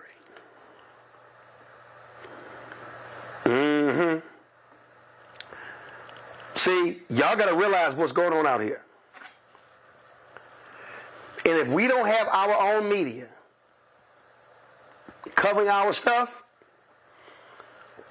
speaking to our issues, who's going to do it? Who's going to do it?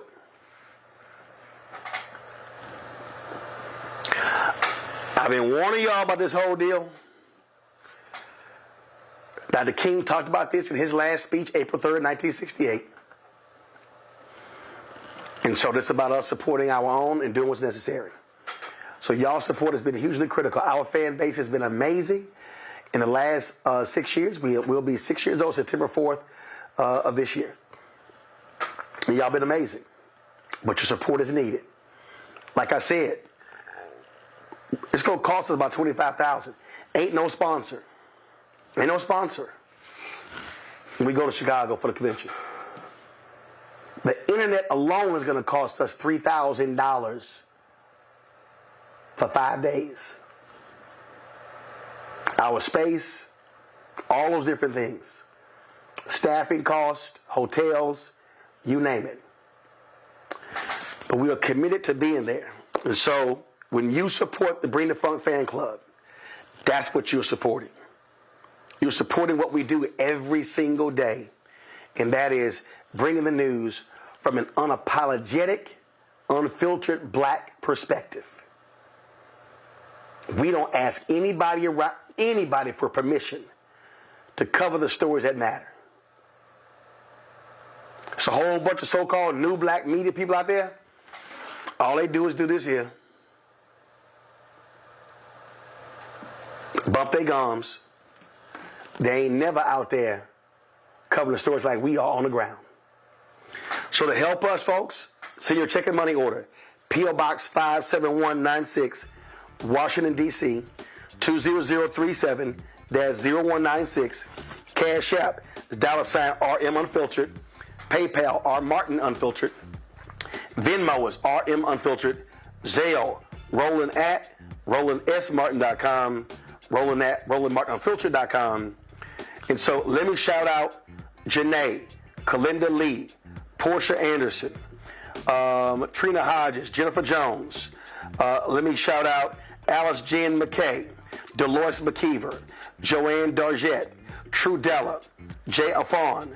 Let me shout out Sheena Jacobs, Reginald Cherry, Amanda Caroma, Frank, Deanne, Sharice Blackman, Kevin Thibodeau, Rob Prelo, Jacqueline Martin, Cherry Jackson, Dominique Holmes, Novella Ussery, Andrea Green, Talisha Alexander, Angela Walker, Nisi, Jean, Sharper, Nomiki Holmes, Kenneth McRae, Vivian Minter, Clarence Horn, Patricia Jones, Joan Warren, Carla Taylor, Valerie Conaway, Cecilia Wright, Francis Mitchell, Mark Tyler, Deshaun Monroe, Larry Saxton,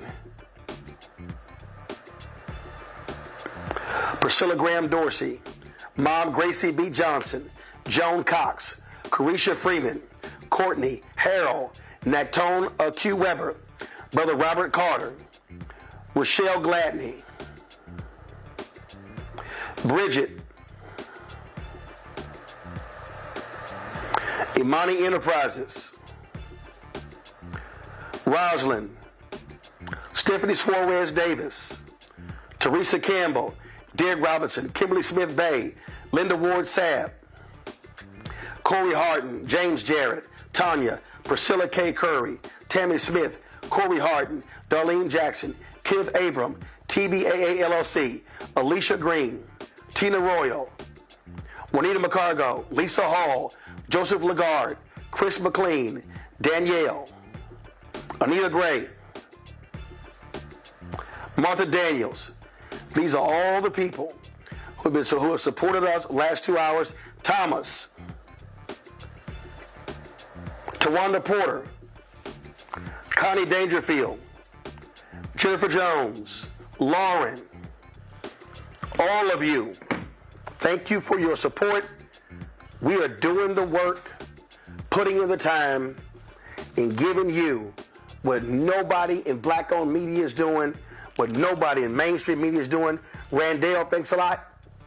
Every dollar, whether you give $100, $200, 75, 50, 25, 10, 5, 2, 1, all of it matters. Leslie Guy, thanks a lot. So, folks, I appreciate it. I'm going to rest my voice. Good news, I've tested negative for COVID, but I'm still getting my rest, finishing my meds. We doing the work, y'all, and covering what matters to you. Kenneth Darby, Jr., I appreciate it. Calvin Brown, thanks a lot. Folks, I'm going to see y'all tomorrow right here, Roland Martin Unfiltered, on the Black Star Network. Holla! Black Star Network is here. Oh, no punch! I'm real revolutionary right now. Thank you for being the voice of Black America. All momentum we have now, we have to keep this going. The video looks phenomenal. See, there's a difference between Black Star Network and black-owned media and something like CNN. You can't be black-owned media and be scared. It's time to be smart. Bring your eyeballs home. You dig?